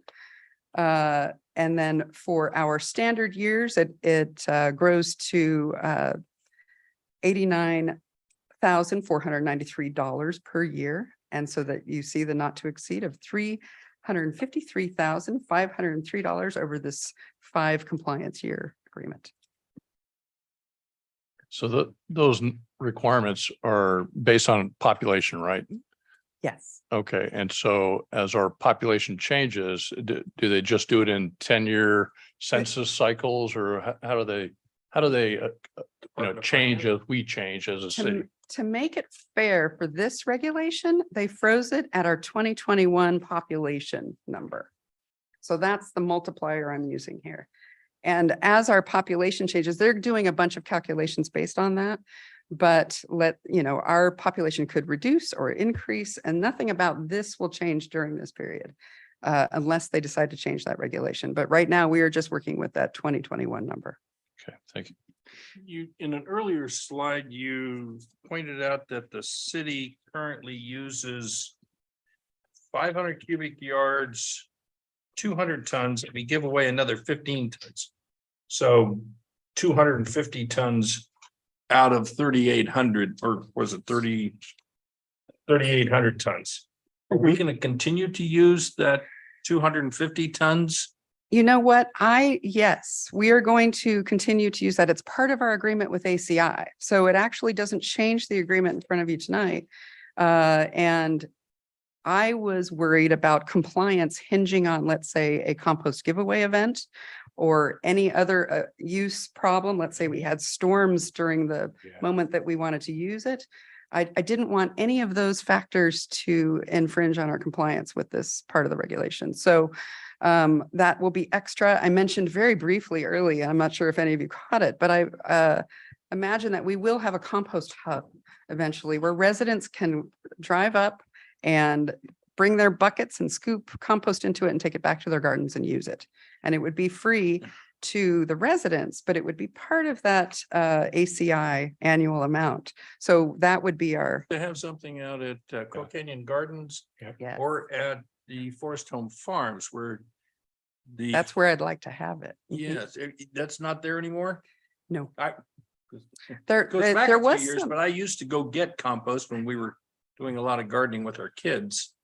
But And we drop off truckloads of compost at Crow Canyon Gardens on a periodic basis. And I would imagine something a bit more formal where we might put concrete blocks around that so people can kind of wheel a wheelbarrow in or something like that. Maybe we can even look at the option of multiple locations. Yeah. Because a lot of folks, again, including we buy compost all the time, so. And it's going to depend on whether or not the park's infrastructure can manage it, because we're talking about a passive pile of compost. If it gets abused or, we're not even sure how that would look, but it is kind of an ideal setup. So yes, I think one of the problems was we had commercial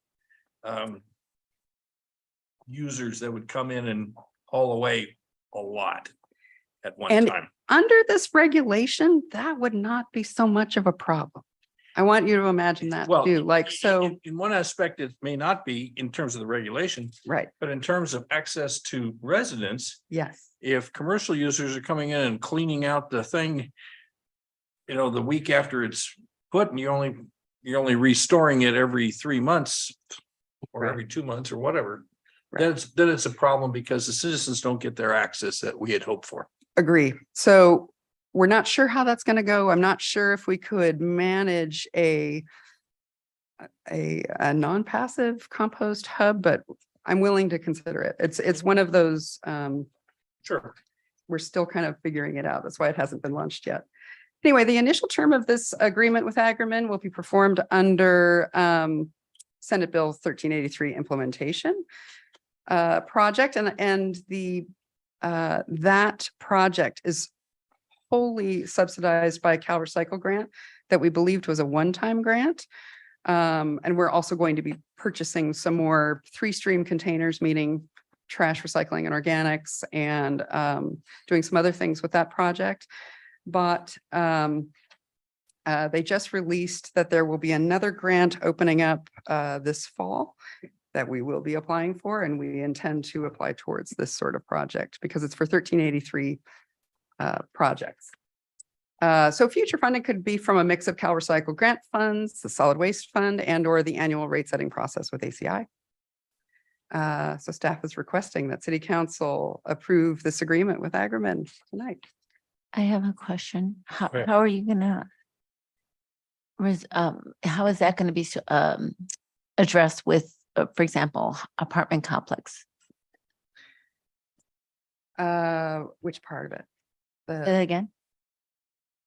This How putting it on Yeah, apartment? like complex? separating it. You have apartment for higher density housing, like the apartment complexes and things like that. How would the collection work there? Where are you going to put bins, an extra large, like, how will you work that out? We wouldn't have that, so we wouldn't offer that for single family, nor are we all offering that for multifamily. It's kind of that there would be a passive compost pile. Be careful. I think she's talking about how does the green waste get taken care of? Yeah. Not how do you get compost to apartments? Right. That's correct. It's collected at multifamily complexes. We have organics containers at all complexes in the city of San Ramon. And at the beginning of the agreement with ACI, we handed out tote bags and food waste pails. Food waste pails are still available to any tenant in San Ramon. They just have to call ACI and they can get one. Okay, thank you. I miss the days when we had the little food containers, when you put it right on top. Yeah. I thought that was a great idea. Go ahead. So I want to understand the cycle here. So, you know, it goes from the resident to, they dump it in a green bin. ACI picks it up. ACI takes it to Agrimin. Is that how it's going to work? Or No, how does actually, Agrimin this is get it? outside of our system. Say So again? that this is outside of our system entirely. So we at our organic materials travel to from all residences, travel to Forward Compost Facility near Stockton, which is a Republic facility. They have their own customers that are farmers and direct service providers, and they are doing that sort of thing as well. But we offered them, the ability to make a bid on this project, and they did not.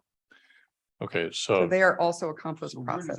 So it goes, ACI takes it to a composting facility of some Yes. kind, and Yeah. then we're paying Agrimin $23 a ton to be the broker to get it to farmers. Correct. Is that what I'm Yeah, but not understanding? necessarily not from Forward Composting Facility, from Agrimin's composting facilities. Farmers will be buying it from them. And we get credit for it because we're subsidizing it. Okay, Yeah, so that's- regardless So of it's whether a- it's Yeah, the source is from San Ramon, it's more about correct. the quantity and, That's right. okay, got it. And the benefits from it. So we sell it off. So Yeah. Agrimin may charge a farmer $20 a ton. And we give Agrimin $23 a ton, so they hopefully can manage their business within that $43 a ton to Yes. give us the credits we need. We're just buying credits is what We're we're doing. buying credits.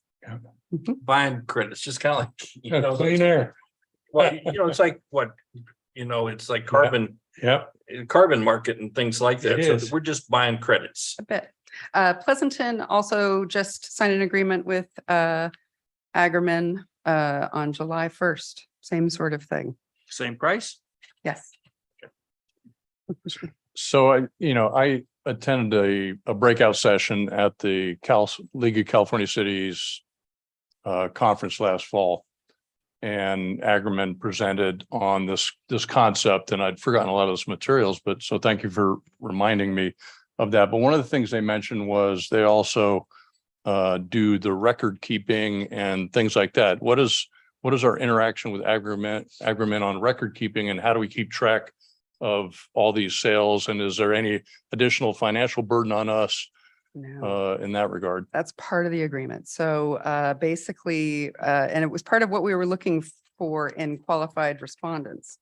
How are they going to help us report to the state based on what we've procured on our behalf, right? So Agrimin has been working very closely with CalRecycle, and in fact is now giving presentations to people like me on how this can help. So they know exactly the reports that CalRecycle is asking for on our behalf, right? So we are ensuring compliance by going with an outfit like Agrimin. Okay, thank you.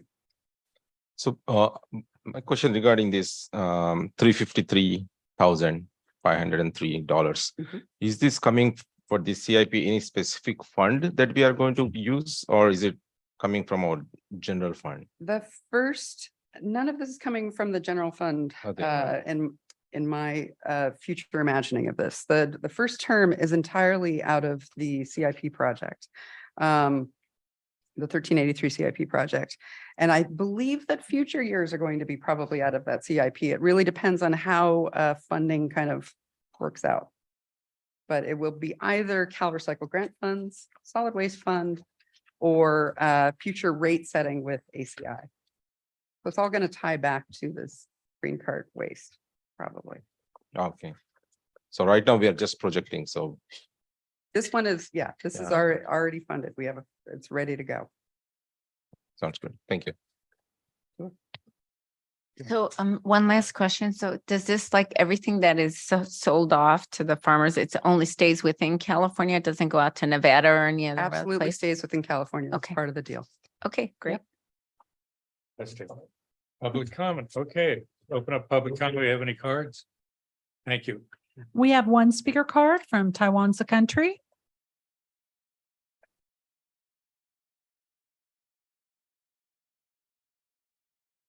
Mayor Hudson and council members, I would like to ask the staff to see if there's any ramifications in terms of tax or garbage collection fees for the residents. I don't think it was clarified. Thank you. Wait a minute. Anyone else on public comment? There's no more public comment. We'll close public comment. Do you have an answer for that? I'm sorry, I didn't hear the entire question. Impact on our customers. What? Any impact? Cost. Any cost to our revenue? None. Okay, thank you. Okay, public comment is closed. Matters before us. I'll move approval. I'll second that. Okay, so that's an approval of resolution 2023-93. Yep. Motion Perkins, second Rubio. Just hope it doesn't rain and all that stuff washes into our creek. Okay, looks like everybody's pretty much for it. Am I missing something here? Okay. Our next item is 10.3. 10.3, and that's I don't think that's a formation of a city council ad hoc committee to establish a climate action commission or committee To discuss it. to discuss it. And it's acting city clerk, Joan.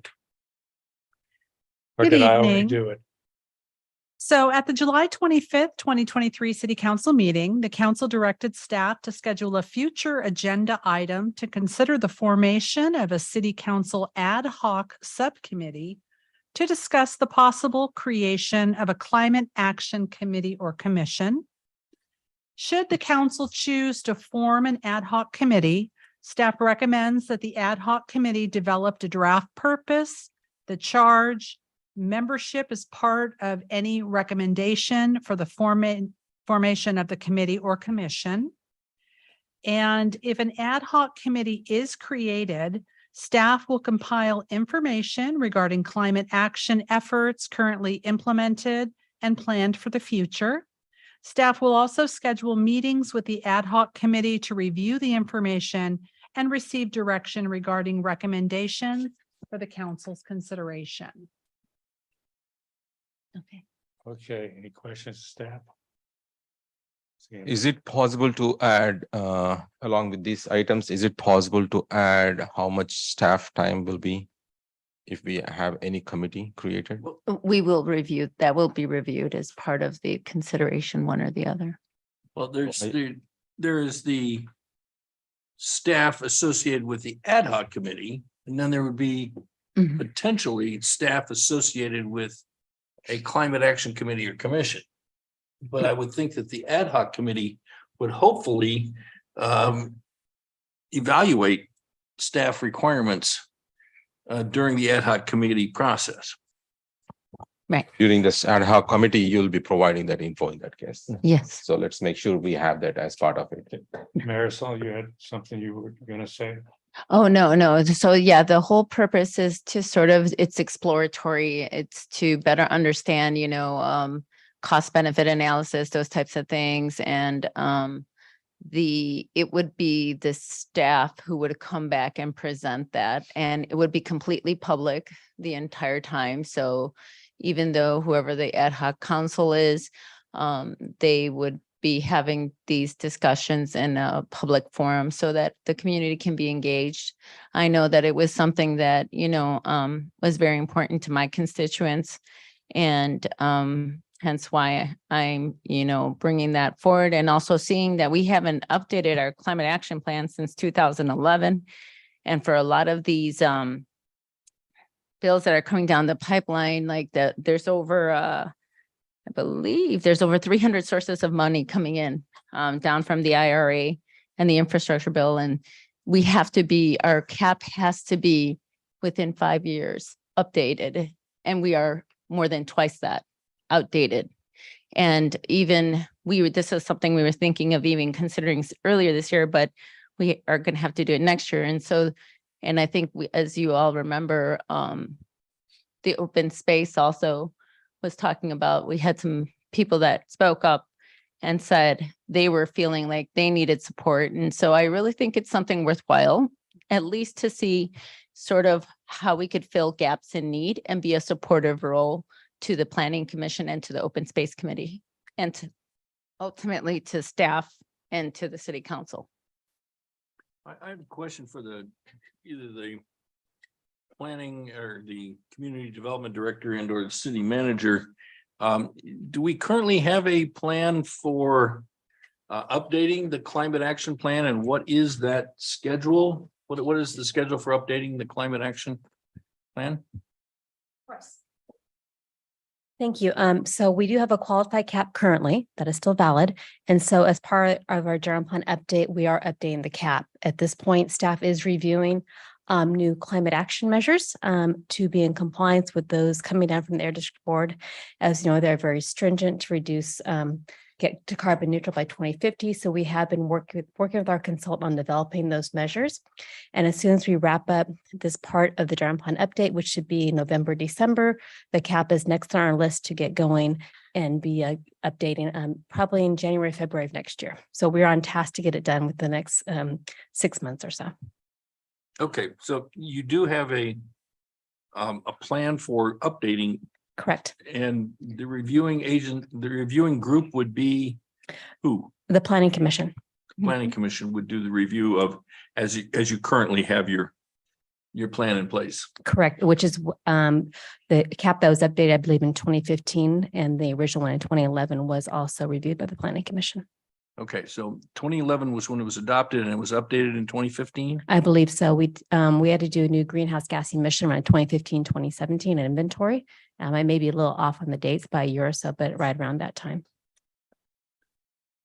So with that timeline, what's the latest that the Planning Commission could consider feedback from a climate related committee? Should the ad hoc committee be formed? Should we proceed forward with a climate related committee? Would they even be able to have input into that climate action plan update? Oh, most certainly. We could get a committee formed and provide input by that timeframe. If it's the direction of the council to form a separate committee to work on the climate action plan and then give feedback to the Planning Commission, we certainly would work that into our schedule. It probably would delay the adoption of the cap. And so that would be one consideration. And as you know, as stringent as the new measures are, we're not finding a lot of wiggle room, and what we're forced to probably include in our cap to meet those reductions are pretty stringent. And we're asking our consultant to look at alternative ways that are less expensive, should I say, to the city and our residents for implementing some of these new measures that are coming down the line. And this consultant's staying up on what's coming out the Air District or CARB at all times, which can change everything anyway. Yes, they are. They're the same consultant, Rincon, who's working on the general plan update and the environmental impact report. Good, thanks. Is the climate action plan, okay, you've got a schedule. Is there regulatory timelines? The housing was very clear and the penalties were substantial. Is there similar timelines and penalties associated with the climate action? There's not, as they are identified for the housing element, but once you have a new cap that's qualified, as we adopt our EIR, there'll be a mitigation measure to develop a new climate action plan, which we will be doing as I've described. the benefit of having a new qualified cap meeting those 2050 target reductions means when we look at development projects, we basically can say it meets the 2050 reductions, and we don't have to do further studies on that project unless we find something unusual that we didn't know about. But the benefit is it does help having a qualified cap in the development review process to speed up that process. So we're looking at 7,000 or 8,000 more housing units between now and 2040, based on, well, 4,500 units with, city, with BR City Walk. City Walk, yeah. And 2,500 over here. So that's, Yeah. 24, 25. I Right. can hardly see the difference. I know. And then when you add all the little dogs and cats from around town, it's easily 7,000. When we add 7,000 units, how can you possibly have reductions? They seem to be divergent. They are divergent. It gets to the reach codes, all electric Welcome to cities. California. Please do.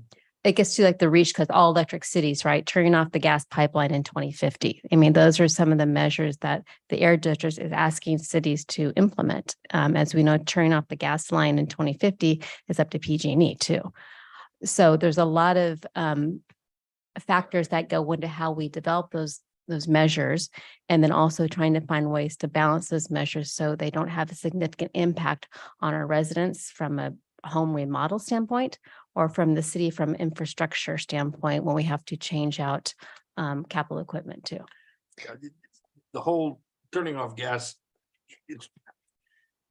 to me is problematic. There was an article in the Sunday paper about how we do not have, there is over 350 megawatts of power that cannot even get on the grid. There are solar and wind that are sitting there generating electricity, but they aren't tied to the grid yet because the grid doesn't have the capacity.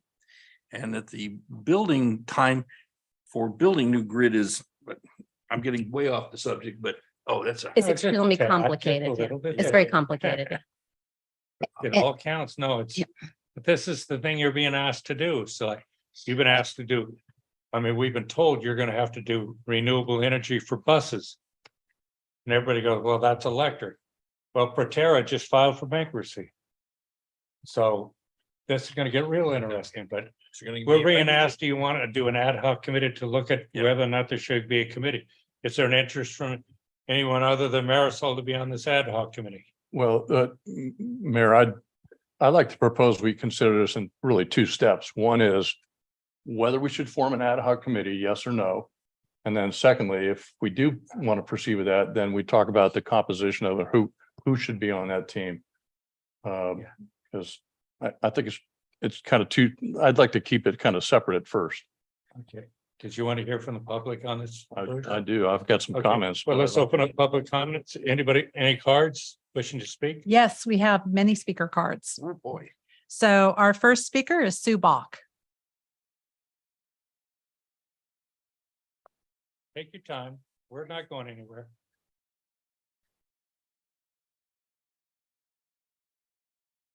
Thank you, Mayor Hudson, and council members. For putting this ad hoc subcommittee on the agenda tonight to discuss establish a climate action committee or a commission.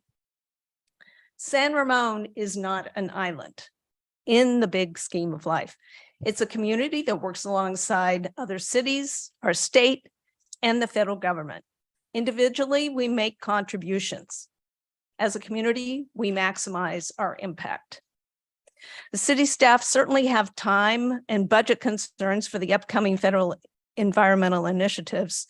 The commissions and city council have bandwidth constraints, and that's obvious by the lag in an updated climate action plan by at least 6 months. A climate action committee or commission will be useful to collaborate with several commissions, including the Open Space Advisory Committee, to sequester carbon, just like Carrie was talking earlier. A climate action committee or a commission can help streamline the daily the city's daily process of doing business and can decrease staff time in researching new available funds, thus offsetting costs with dollar-saving environmental initiatives. After attending the EPA Investing in America webinar yesterday, it's evident that we need a team effort. Despite the fact that we are a relatively affluent community, it doesn't mean that we will be left out in the cold with grants or qualified loans. This is an opportunity to tap into multiple sustainability resources. San Ramon residents expect and deserve the city to maintain a good quality of life. If you, the city council and the mayor, determine that a climate action committee or commission is feasible, and I believe it is, you'll be part of the solution to maintain our quality of life here in San Ramon. If you choose to decide otherwise, the city will be behind numerous government, financial, and societal 8 balls. I encourage the city council to appoint an ad hoc subcommittee to negotiate in good faith with those who serve the interests of San Ramon, who support nature and the environment. With that said, I encourage the appointment of the following city council members to an ad hoc subcommittee to discuss establishing a climate action committee or commission. Council member Maricel Rubio, who introduced the agenda item, and Lovers of Nature, Council member Sridhar Varos, or Council member Mark Armstrong, the Bee Whisperer. Thank you. Next speaker, please. Luz Gomez.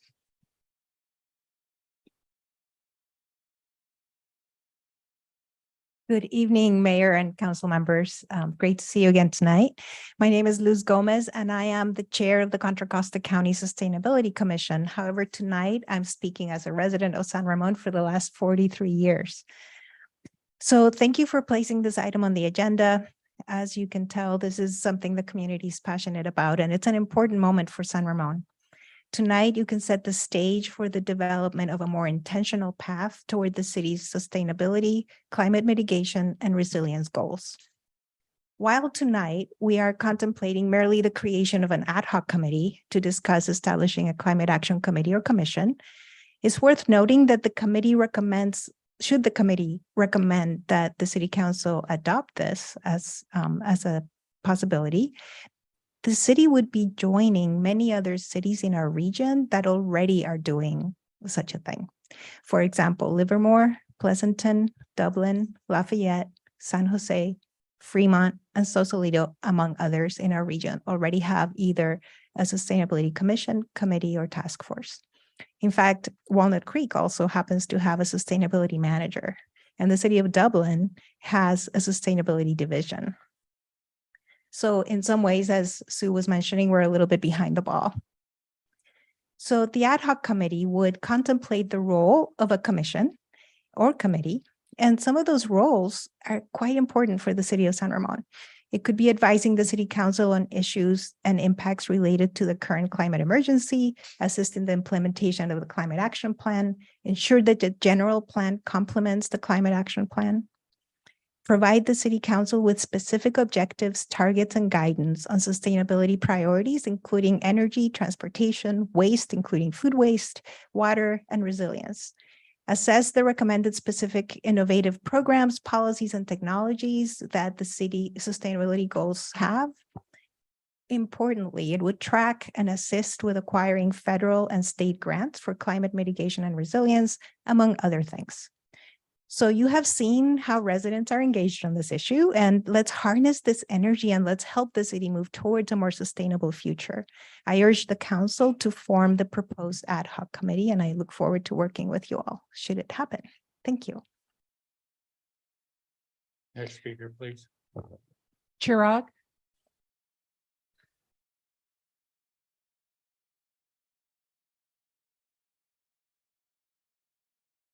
Hello. Hello. So one thing we saw is we have a climate action plan which was made in 2011. If you see the amount of implementation that has happened on the climate action plan is hardly 50% or 30%. So if we have a new plan, what is the guarantee that it will be 30%, 50%? We need a committee which keeps on observing and making sure that's implemented, along with bringing new ideas with the team. I want the committee to be also engaged with the community, especially even if we want public comments, we should be exploring next door, engaging the students, because those are the people who will be the most affected by the climate disaster if that ever happens. So I recommend to have the committee. Thank you. Thank you. Next speaker, please. Patricia Reyes.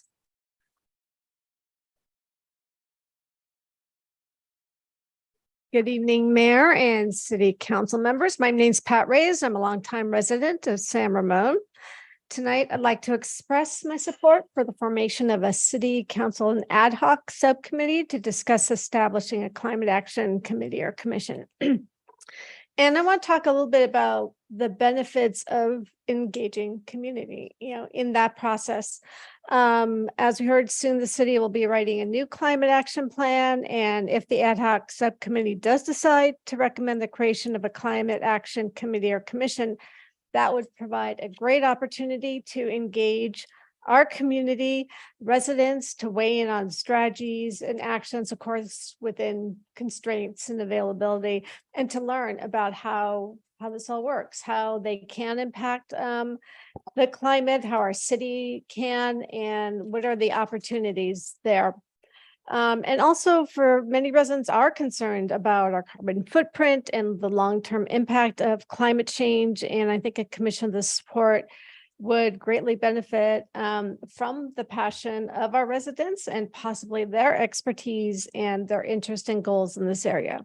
And beyond the creation of the CAP, of course, a commission like this with residents could help with the creation of education and other ways of diffusing information through Nextdoor and through their neighbors about the opportunities within CAP and just understanding what the city is doing in this important area.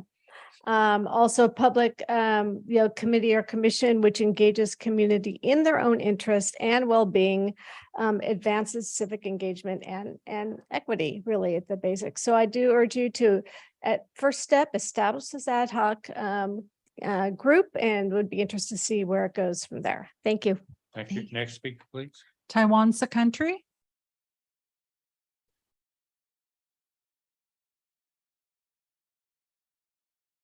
Hi, Mayor and council members. I absolutely object to having this ad hoc committee. First of all, ad hoc is already something that is very suspicious. It is not transparent. It is just a few that are appointed. And as you can tell, the previous speakers, some of them have already disclosed to you that they are affiliated with certain groups that are actually activists. So they're not really, they may live here, but their intention is maybe self-serving. I absolutely have no concerns for what they call carbon. Really, in gas form, is carbon dioxide. The element for carbon dioxide is 1 carbon, 2 oxygens.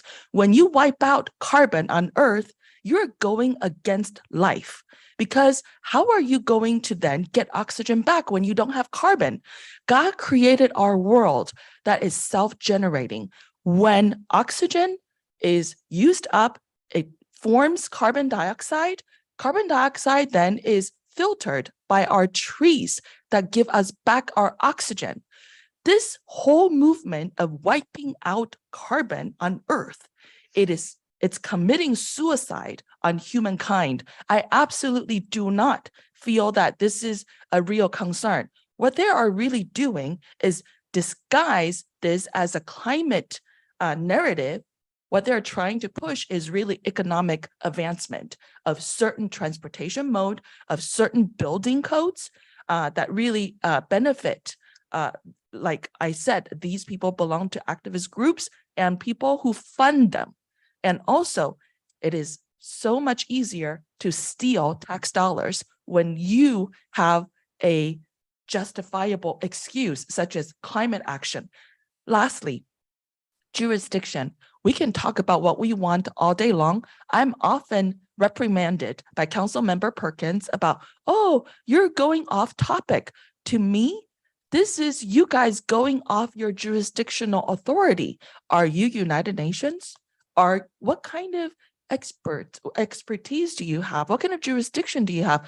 A city municipality was formed initially to really take care of the residents' infrastructural needs, security, safety for their properties, in order to have a civility that is based on law and order. You absolutely have no jurisdiction over this, lest that you're trying to wipe out God-created element that is carbon, which is raw material for oxygen. I absolutely object. Thank you. Next speaker, please. We have no more speaker cards. However, we do have one hand raised. Okay. It's Linda Deschambault. Hi, Linda. You have the floor. Go ahead. Hello there. Can you hear me? Yes. Hey, thanks so much for still doing the hybrid Zoom meetings. It means so much to me. I am the executive director of Contra Costa Climate Leaders, and I'm an environmental scientist, retired from the Environmental Protection Agency of the federal government. And despite the previous speaker, there's ample science to clarify that we are in the middle of a climate emergency. And I encourage you to continue to look at what you can do at the local level to try to address climate change. San Ramon was actually quite a leader in climate policy. Some of you there probably remember Ann Cavazos and Sustainable San Ramon, and I'm glad we now have Sue Bach and her group, but it was really the volunteers and the community members who have the foresight to come to the meetings and are trying to encourage you to support a cap that, even if it is intact, it is sadly out of date. And San Ramon in particular was mostly a volunteer climate action plan, as I recall, which isn't necessarily a bad thing, but certainly San Ramon should revisit those and try to get more aggressive in how we're going to prepare our cities to look at climate change. There are a lot of mandates coming down to you for cities. I'm a former mayor in the town of Moraga, and these mandates coming down from the state do not come with any funding. And I think an ad hoc committee would really help you. Like it or not, we are all looking at going to net zero. The earlier comment on all these houses coming is a good one. How the heck are we going to pull this off with a net zero when we have a burdening, growing population?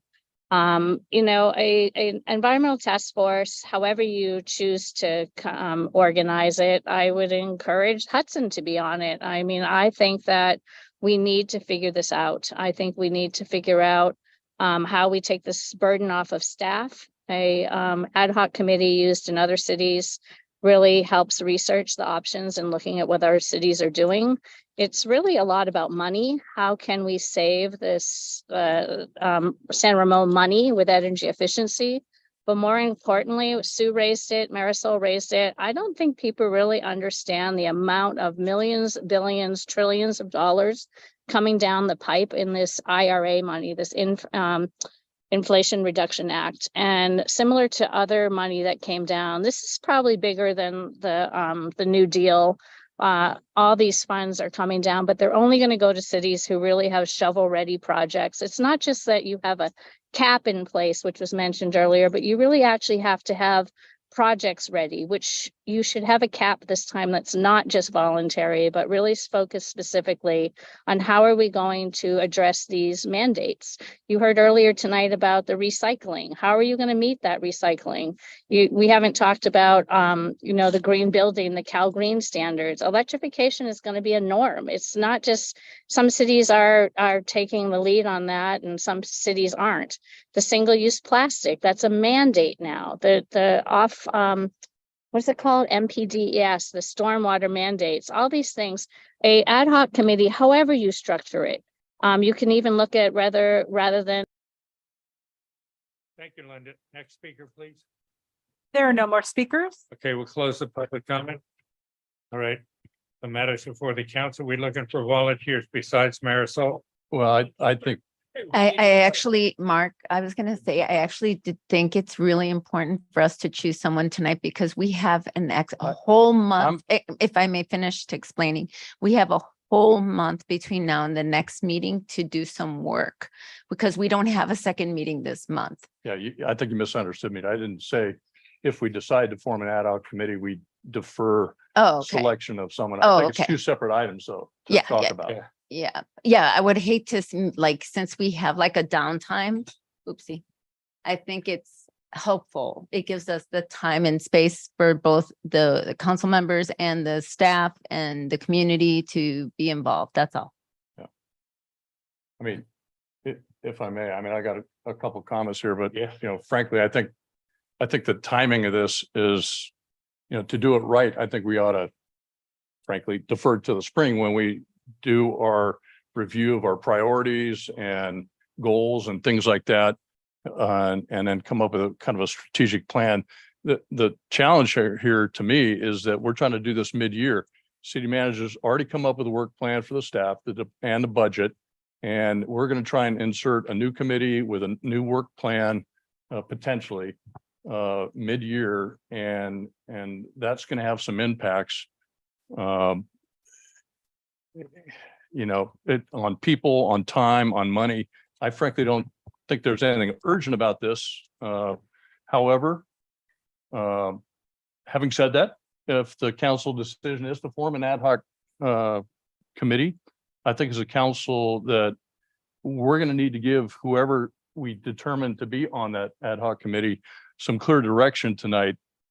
So when they come back to council, if with some kind of a consideration for the formation of a climate committee, then we can make some kind of an informed decision. And some of the things I'm talking about, I think the ad hoc committee ought to determine, what should the climate committee do? What is their deliverable?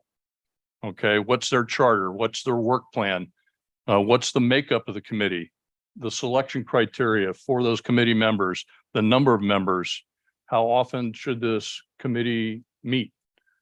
And I think the city manager should owe us some information when that ad hoc committee comes back to council. I think you need to be able to tell us, since the climate issues cross multiple staffs, I think you need to assess kind of what staff resources, and I'm talking about staff and time, money or other resources, what is going to be needed to support a climate committee. What department is going to have the lead on this? What will the committee accomplish that's not already being accomplished by staff? I'd like to know what policies other cities have. Some were mentioned today, other cities that have these types of committees. What do they have that reflect what we could do that we're not currently doing? Are there any state or regional requirements that are insufficient where we need to insert local direction and tasks? Frankly, I think as it is, we heard about Housing Advisory Committee, Transportation Advisory Committee tonight. We have other committees, ITAC. We need to do a whole scale review of all our committees, I think, and see which ones are still really relevant, which ones are just taking briefings from the staff, which ones are contributing and actually producing some kind of a work product. And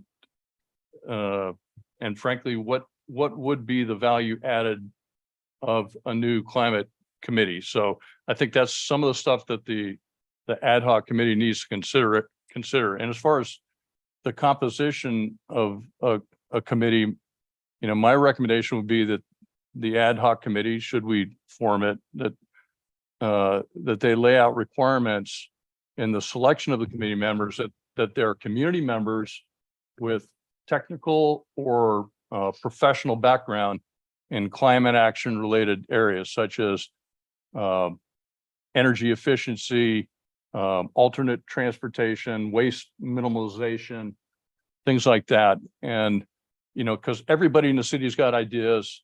But we need experts in their respective fields, and we need to set a high bar on who these people are, and not just take anyone who's just interested in climate action.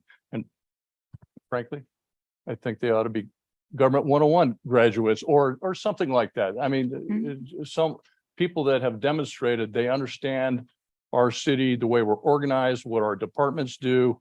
There's some background there, and it won't be such a steep learning curve to get them on board and get them going. So you have experts, community members, and people who understand our city. So that's kind of my 2 bits to start the discussion.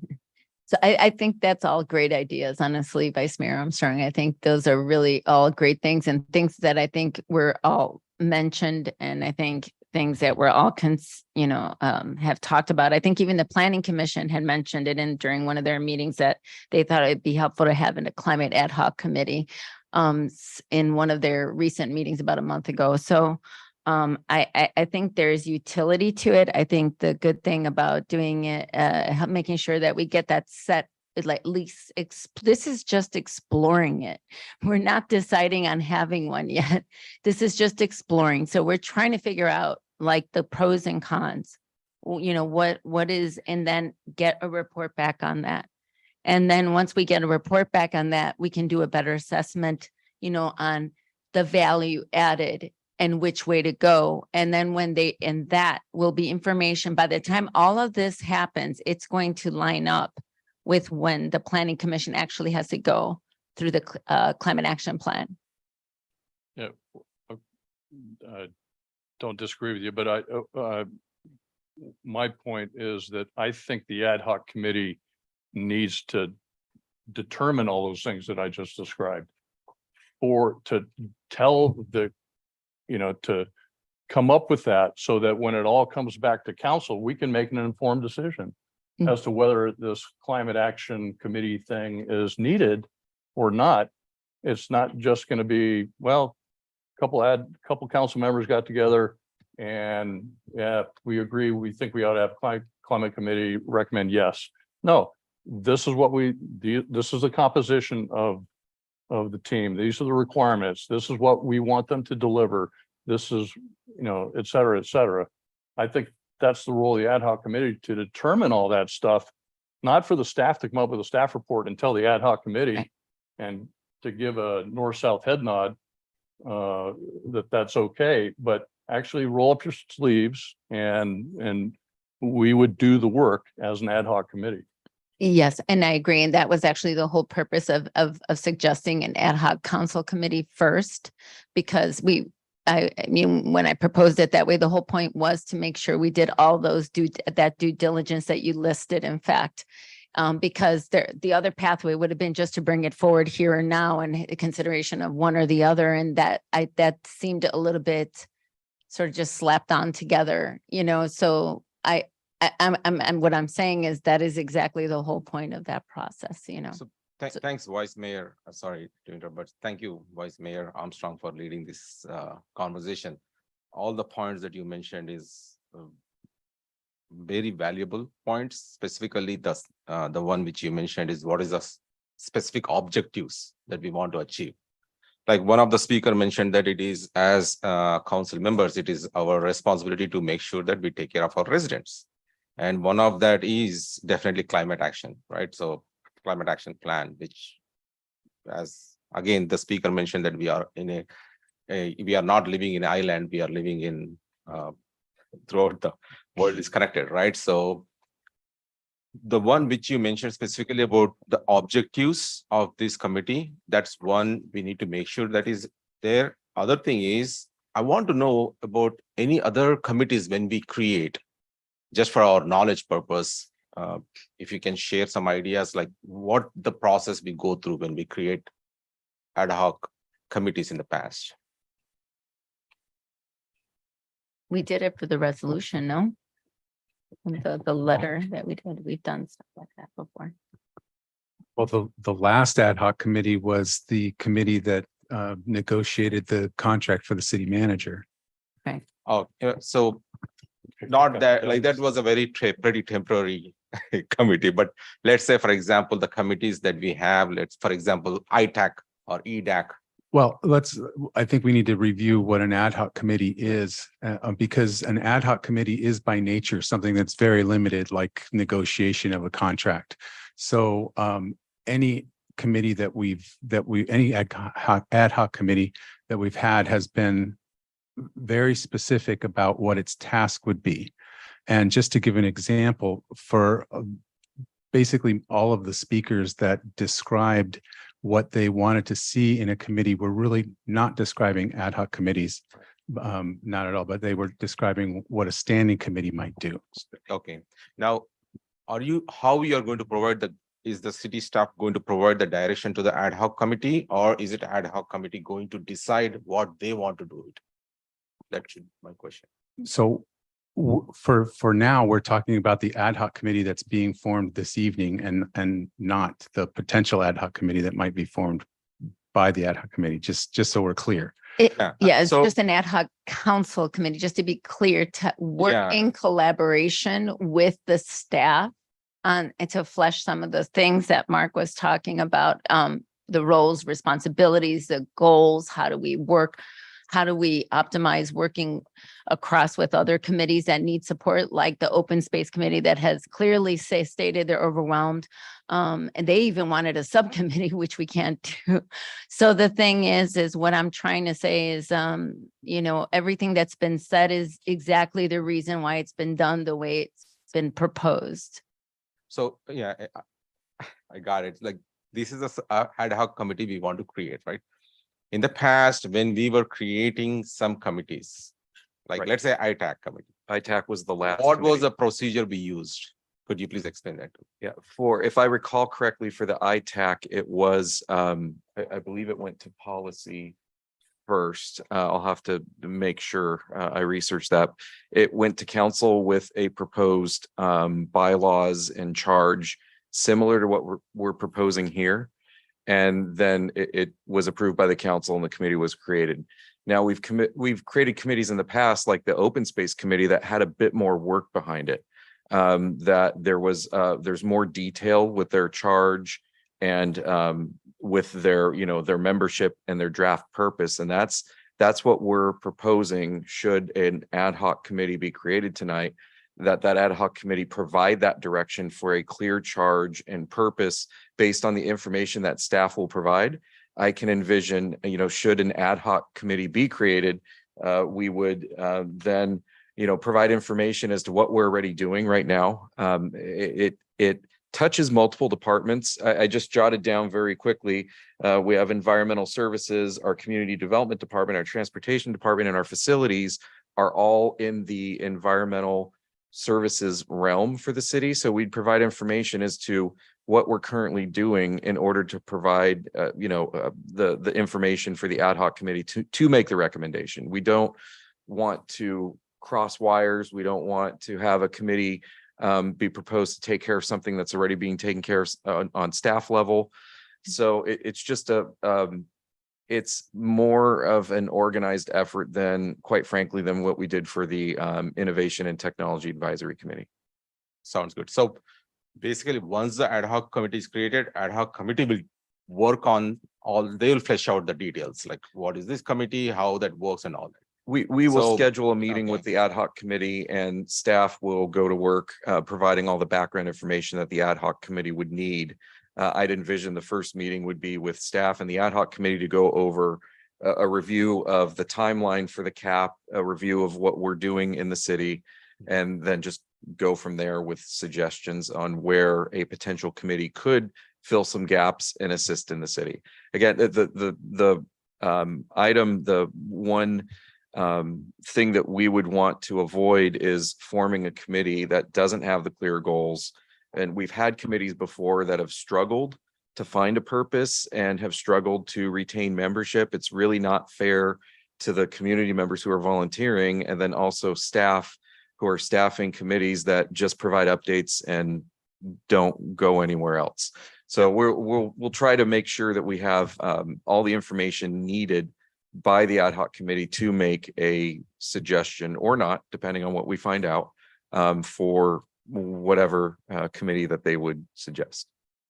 That's Sounds not great, yeah. too rambling and all over the place. No, Yeah. you just exactly answered my question. So that's exactly, I wanted to make sure that we don't want to have one more committee that like previously created committees which are not in action at all, right?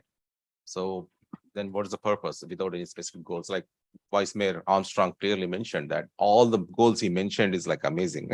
He pretty much fleshed out all the requirements that we need for this I subcommittee. think one of the important things also is this committee, if the, or ad hoc, just staying with an ad hoc committee for, you're gonna have to get into the information business. We're gonna have to have a lot better information disseminated than what's been coming out of here. I mean, this is not about CO2 or equivalents. You heard about methane tonight. That is one of them. I mean, this subcommittee, before you advise on what you think should be a climate change committee, I think it's almost mandatory that you pull up AB 32 and read it.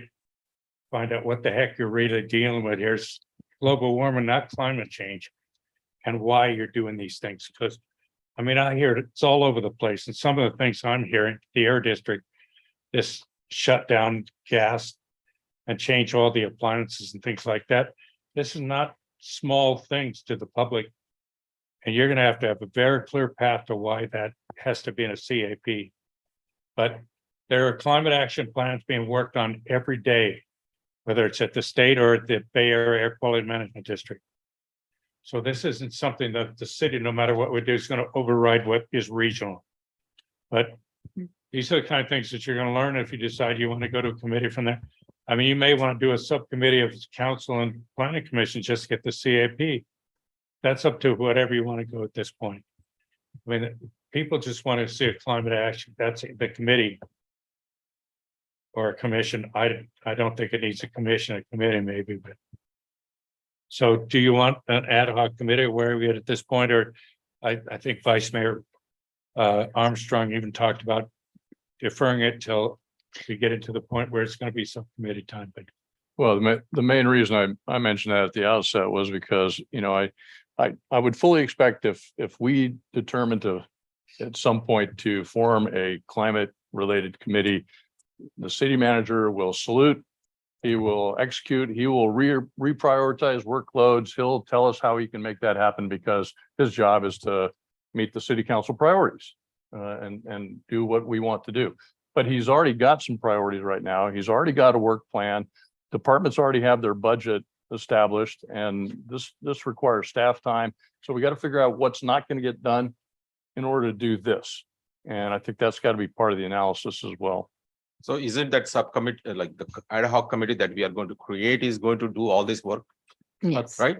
Yes. So then, does it make sense that we can have ad hoc committee, then let them come back with all the details that we wanted to have, like Vice Mayor Armstrong The mentioned? ad hoc committee might be to defer the formation of a climate Yeah. related committee. It's completely exploratory to understand and get actual information and numbers, because I know that there's like, even if we actually had, let's just say we actually had an advisory committee, I believe the estimate was annually, what was that? About 20? We've done some back of the napkin estimates for committee costs. As you know, we have 13, 14 committees that we staff, and Vice Mayor Armstrong did allude to something that could be on the council work plan in the future at a goal setting workshop, reviewing all of our committees, the staff time that it takes, and also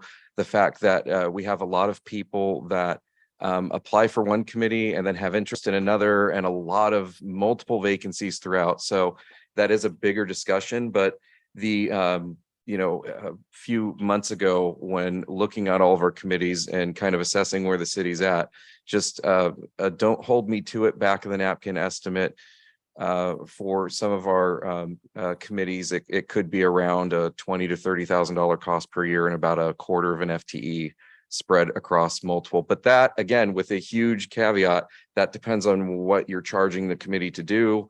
If it's an advisory committee versus more of a working committee. Again, that's a very rough estimate that warrants further analysis. And that would be over a course of a year, right? Yes, so this is not gonna, I'm assuming, especially if we're only doing it, reviewing for 1 month to bring it back for discussion and consideration. As an exploratory measure, it can't be possibly that significant. Yeah, I will move the motion to create ad hoc committee at this point. And I'll second that. Any further discussion before we appoint Sridhar and Marisol? Everybody loves a volunteer. Oh, Okay, Well, this is Yeah, just, I'll- this is just. on yeah, this formation is of just the committee. formation, and then we gotta move on the other thing.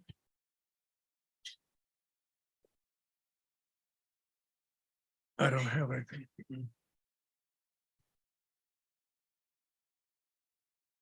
Okay. Okay, wait, motion to form this ad hoc committee.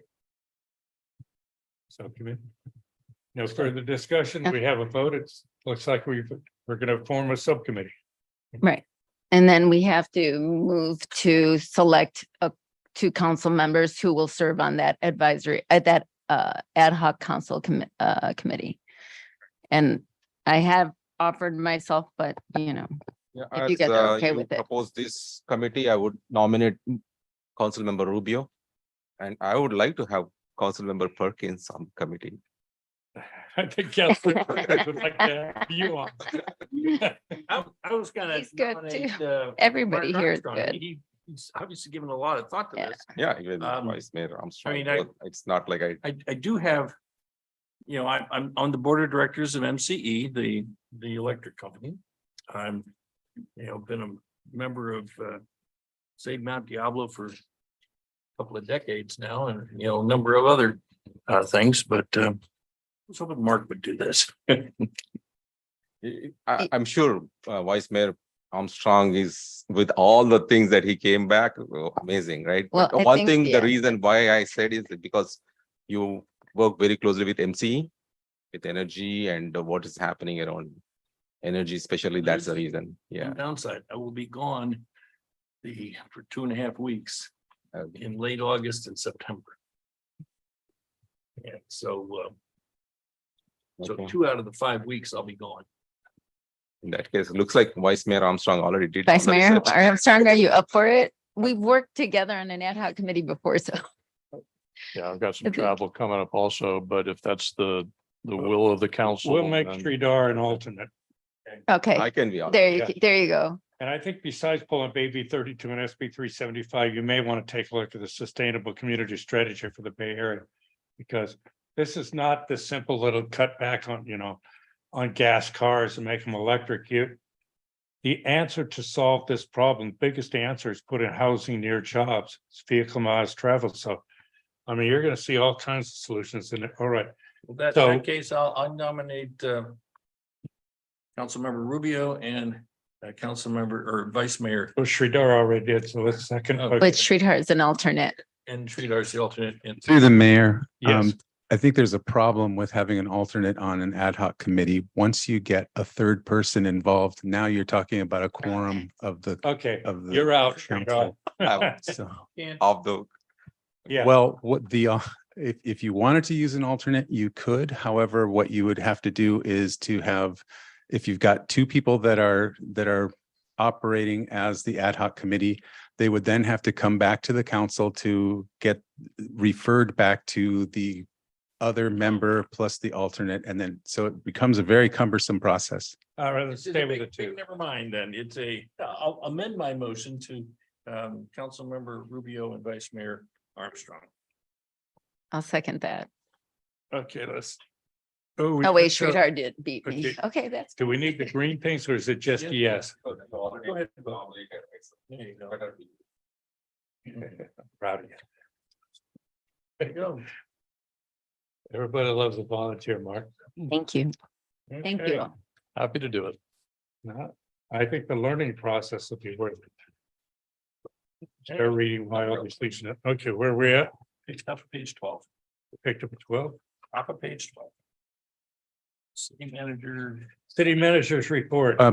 I'm sorry, one more thing through the mayor. Go ahead. This is the opportunity for the council to direct the ad hoc committee on its scope. Oh. And if there's anything, for example, what council member or what Vice Mayor Armstrong was talking about, any of those items, for one, you might want to consider when you might want the ad hoc committee to come back with recommendations on timing for establishment of any committee or commission. What their scope might be, whether they are advocating for an ad hoc committee or a standing committee or for no committee at all. And whether there are tasks that are already assigned to that potentially to other committees like the plan or commissions like the Planning Commission that should go to this new committee or commission. That's just a smattering of things that the council may direct the ad hoc committee to consider. Yeah, I would like to include all Vice Mayor Armstrong, whatever the comments he mentioned or feedback he gave, I want to include all those. I don't know that Mark specifically mentioned whether this is a standing committee, a limited time committee, or this ad hoc committee could recommend no committee. And because the work is already being covered across planning 2 or 3 other agencies and committees already. But Mark, if you could read some of those things. I'll just kind of cover the things that I said earlier. Now that we have an ad hoc committee, we should determine, what should a climate committee do? What's their deliverable? What's their charter? What's their work plan?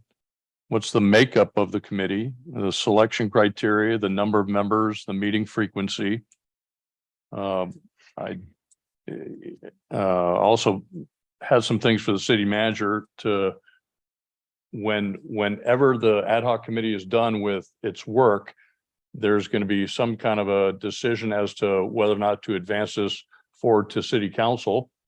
And should it come back to city council, I would like to see the city manager also in the staff report talk about, since the climate issues cross the multiple staffs, we get an assessment from the city manager as to all the staff resources that would support such a committee, staff time, money, other resources, whatever that might be. Which department should have the lead? What will the committee accomplish that's not already being accomplished, by some other part of the staff? A review of the policies that other similar cities have that reflect what we could do that we might not currently be doing. Kind of an analysis of state and regional requirements that are insufficient, that require us as a city to do something that's not already required at a higher level. And then, really just kind of all the value, and frankly, I think we ought to take a look at just get some kind of an idea of the impact of this Infrastructure Reduction Act and some of the grants that are being offered there, because grants aren't just freebies. Sometimes grants require matching, and it's more expensive for the city for funds that we haven't set aside in order to just get the grants. So I think we got to be careful, and we need to understand what grants are out there, or at least maybe that's some of the work the committee, should we form a committee, they need to evaluate those grants and opportunities. Along with that, you earlier mentioned that what impact this could have on staff, meaning what work might be displaced by the existence of this committee. People's hours don't grow just because we added a committee. Exactly.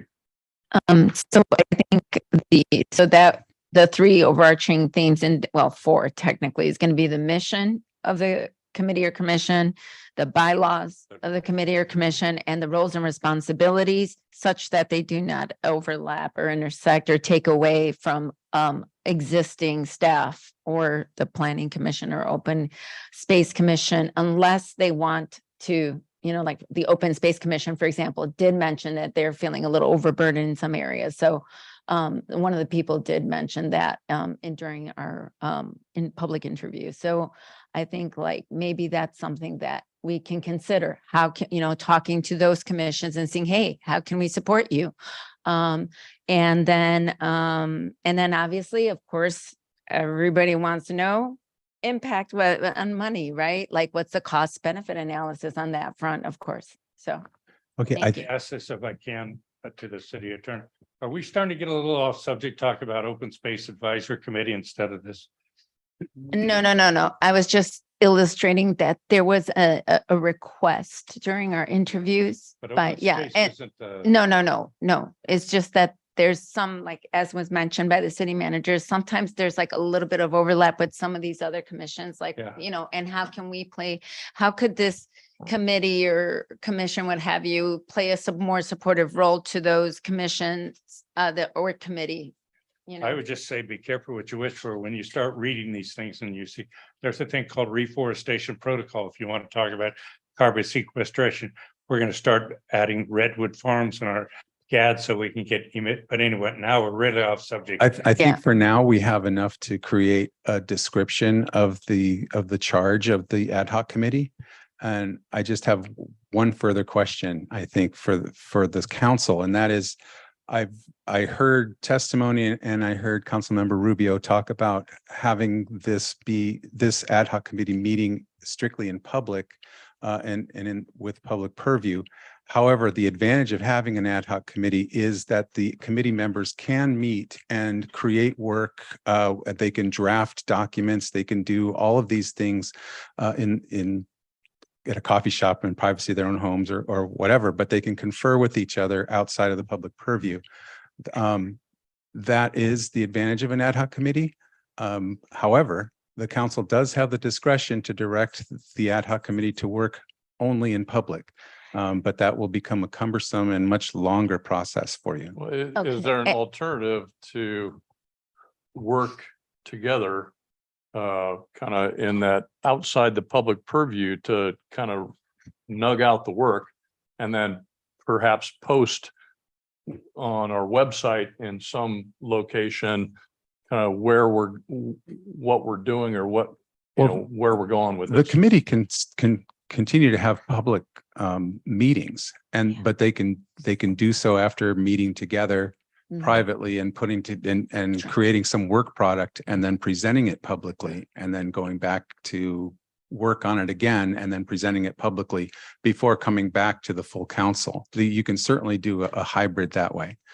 And I think that makes perfect sense. It'd be more efficient, but it also honors the request that was made at our last meeting by one of the speakers to have an opportunity to have some public input or role to be able to see how it's moving along. Okay, so with that, we'll create that sort of hybrid committee and that will allow you to do both. That's perfect. Sounds good to me. Is that okay with you? And so the expectation of the council then for the ad hoc committee is that we would do this work and then come back to council at a future date with this analysis and some kind of a recommendation, if we can arrive at a recommendation on whether or not to form the committee and what that committee should look like. Or your individual decisions if you don't agree. I mean, we weren't going to agree when we do these things at first, Mark. Sometimes you learn things and you just say, no, I didn't know that before. I don't think we should because of this. When you start reading all the rules that are involved in this thing, it changes your mind. But I mean, at first, everything sounds like, yeah, let's just form this thing, get a bunch of money.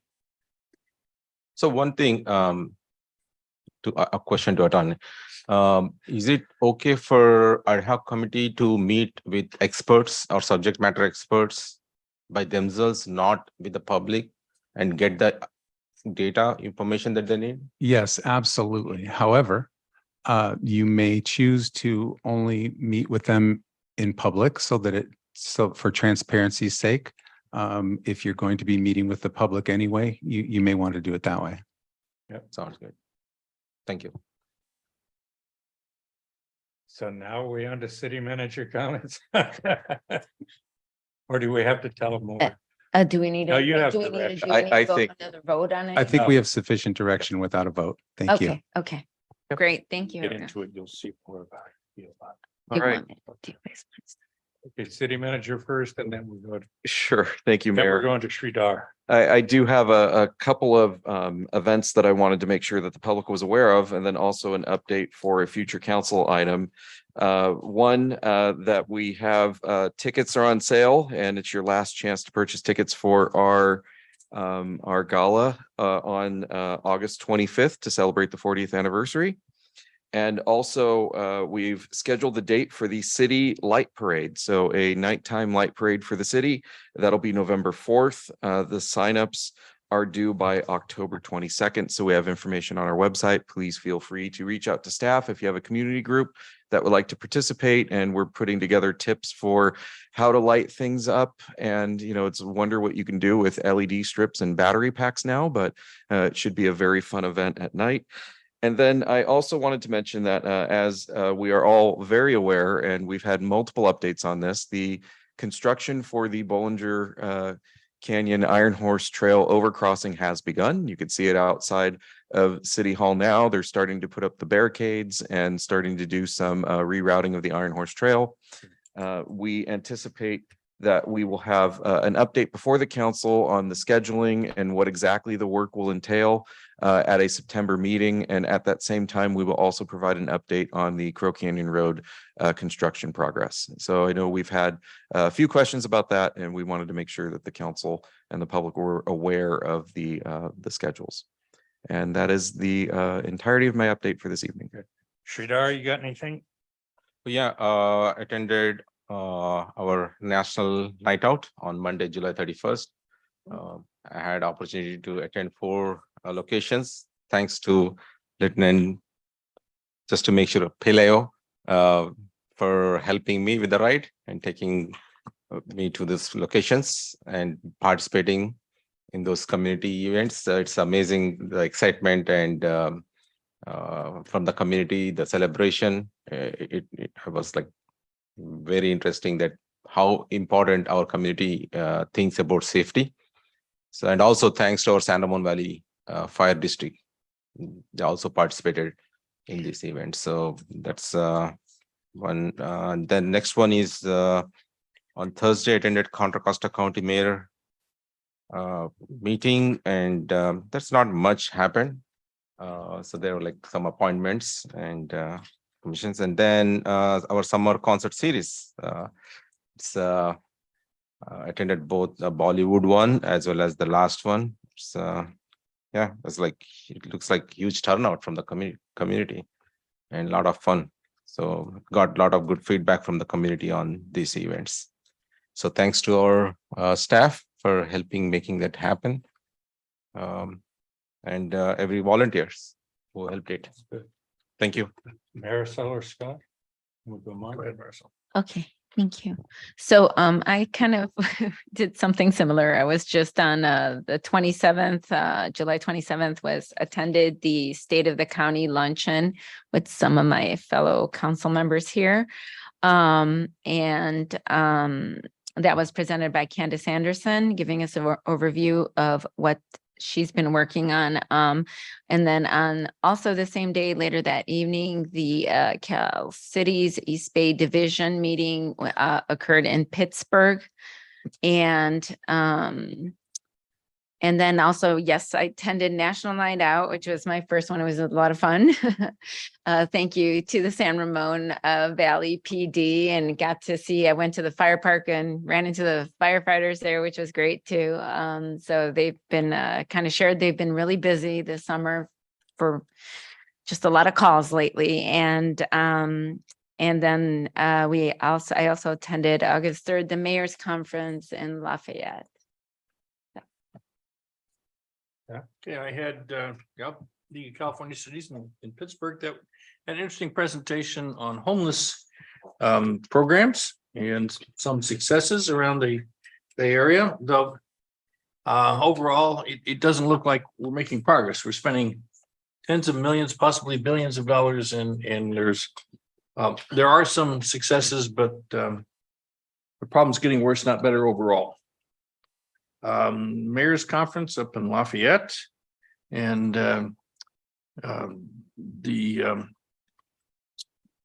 John Joya, who's on the Board of Supervisors, gave a presentation on homeless and their programs.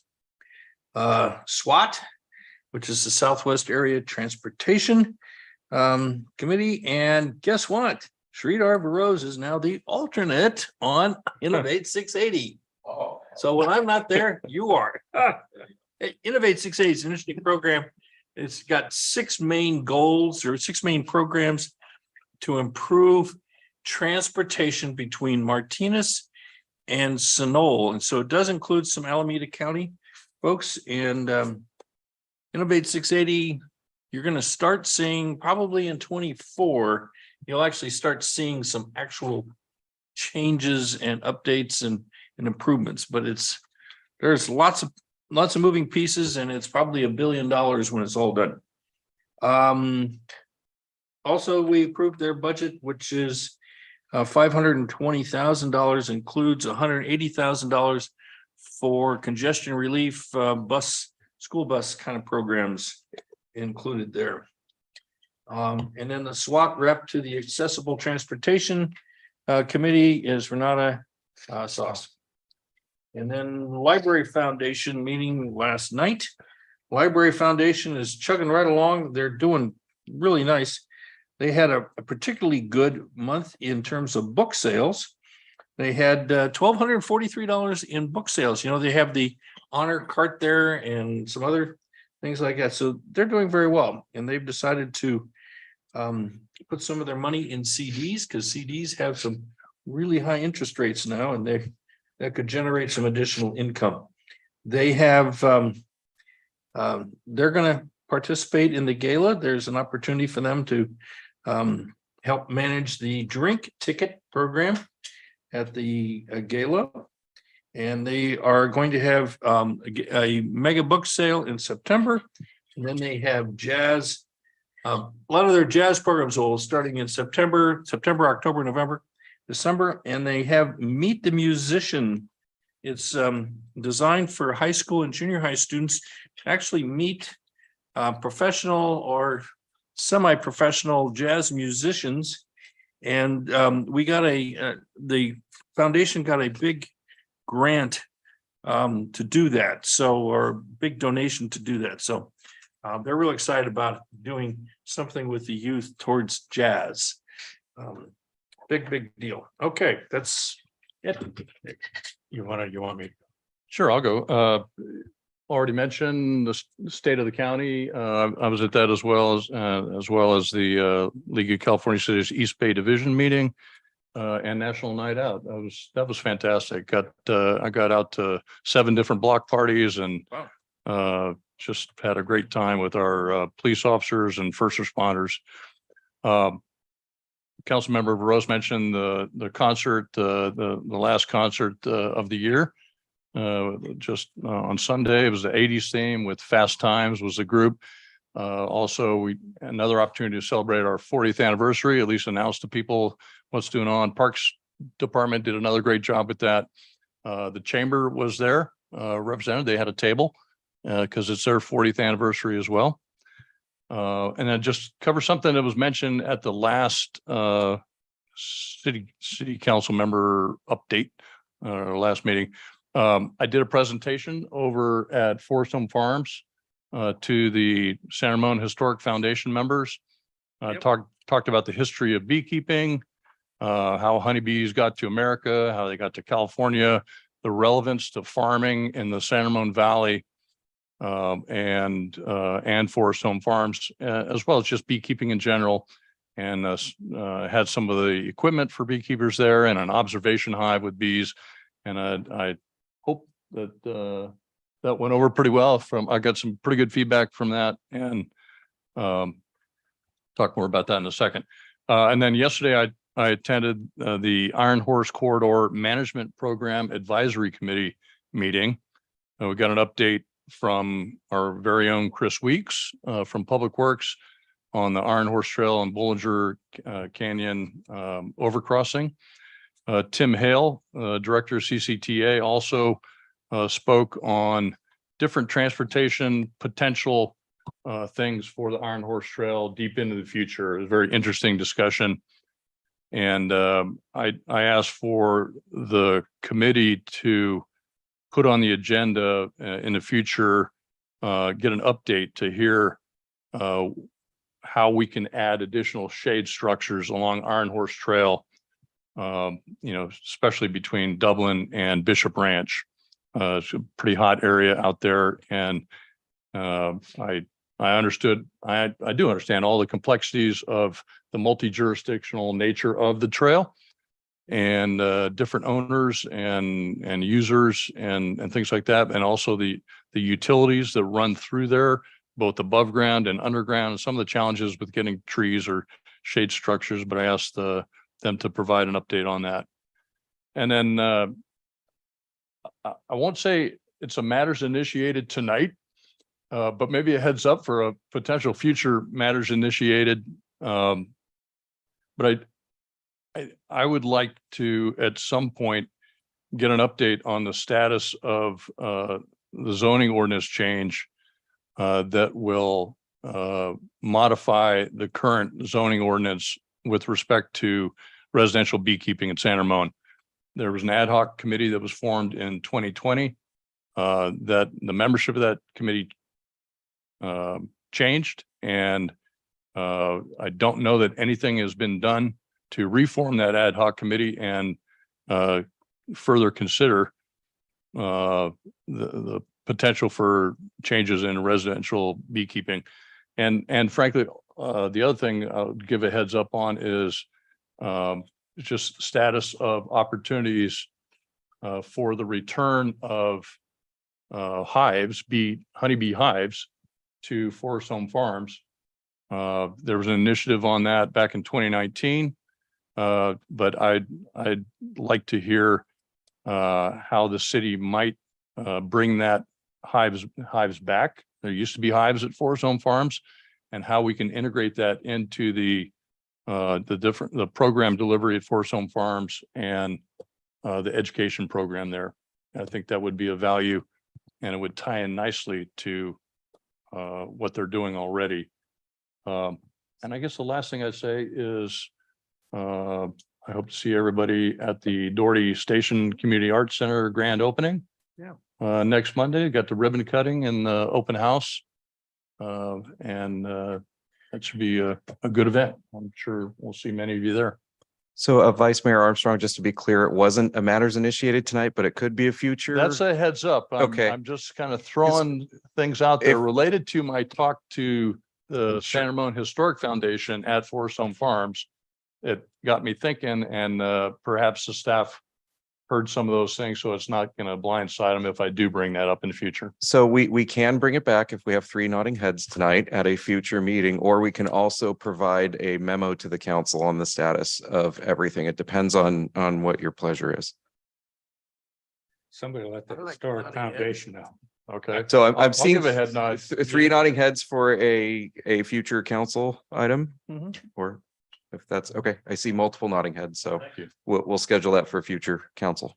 And on that question, I had one question because we had a couple of speakers, I think earlier today, who were asking about consideration of passing a gun ordinance requirement and closing those 2 loopholes that were existing on what exactly is a safe storage mean and only in homes where a child is likely to be. How do we bring that forward for them as well? If that's another matters initiated, if we have a majority of the council asking for that to be brought back, we can either schedule it for a future council meeting or take it to the policy committee for I'd consideration. rather And then, policy look at it because I want to know what the police say about it. so if it's okay to take it to Yeah. policy, I see multiple How do nodding we- heads. Sure, Yeah. sure. Perfect. Then I we will think take we- that to policy. Sure. Mark and Marisol get to do everything. No, that's street. Oh, is it street art? It's policy. Okay, bring your gum there. All right.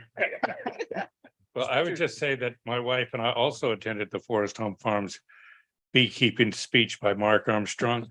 And it was the first time I learned that bees waggle. We have a lot in common with golfers. But it was very informative.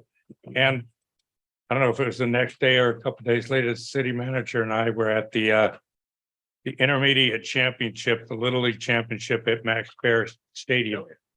And I was invited to throw out the first pitch. Well, there was no way I was going to go out there and embarrass myself. So I had my grandkids go out and pitch, and it was really neat to see them. So they kept it over the plate, or they threw one to the catcher from Mexico and one to the catcher from Canada. And they went on to play each other. As it ended up, that was the first time Bollinger Canyon had ever reached that level in Little League. For the intermediate league, it's basically Babe Ruth or American Legion for us old people. And South Korea ended up winning that at that level, so they have some good teams there, is what it amounted to. And then I saw one of the neatest things that I've been able to see since I've been on city council, and that was the police and fire gave an escort to the Bollinger Canyon Little League to our city limits. And they went down to Southern California, and they represent all of Northern California. And they had a shirt made up that I want for all of us. Watch out for San Ramon. They went down there crowing all the way. But that, unfortunately, it's over on that end of it. But it was a great show. I'm the Little League got my little pin here, and look forward to next year so I can pitch to them. Okay, do we have any public comment? Yes, we have one speaker card from Taiwan's a country. First of all, City Manager, I want to thank you so much for future agenda that you've already said, that you will bring back the Bollinger Canyon and the Crow Canyon construction issues. I wish that it was sooner before the school starts, because as you can tell, since you put that up this weekend, a lot of people are kind of like breaking because they didn't anticipate that. There were not very obvious signs. And also Crow Canyon is really a surprise. We totally thought that we were going to have more lanes to travel.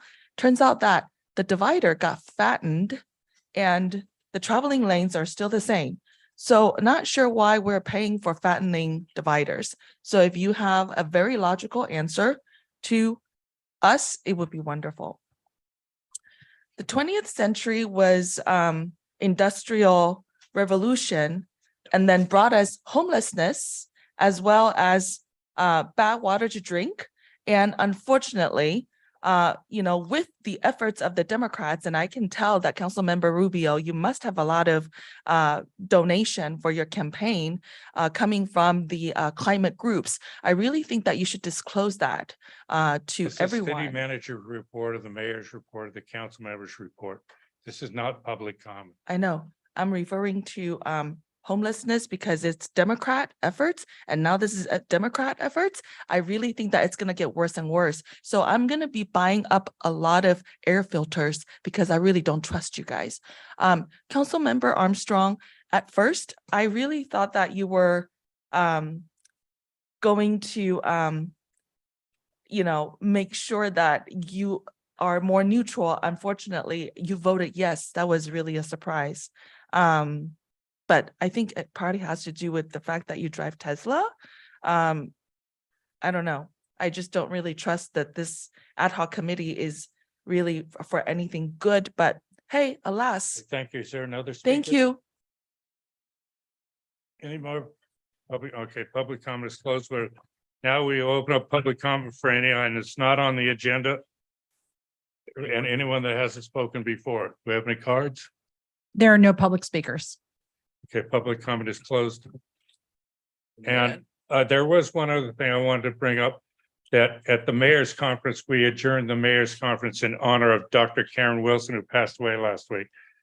And I'd like to do the same thing at our meeting tonight, if I may, adjourn in memory of get all the names. There's, gosh, we lost a lot of people. Uh, Don Wood, Pat Tui passed away. I was on the planning commission with Pat Tui for years. I considered him my mentor, and Dr. Karen Wilson. And the meeting is adjourned.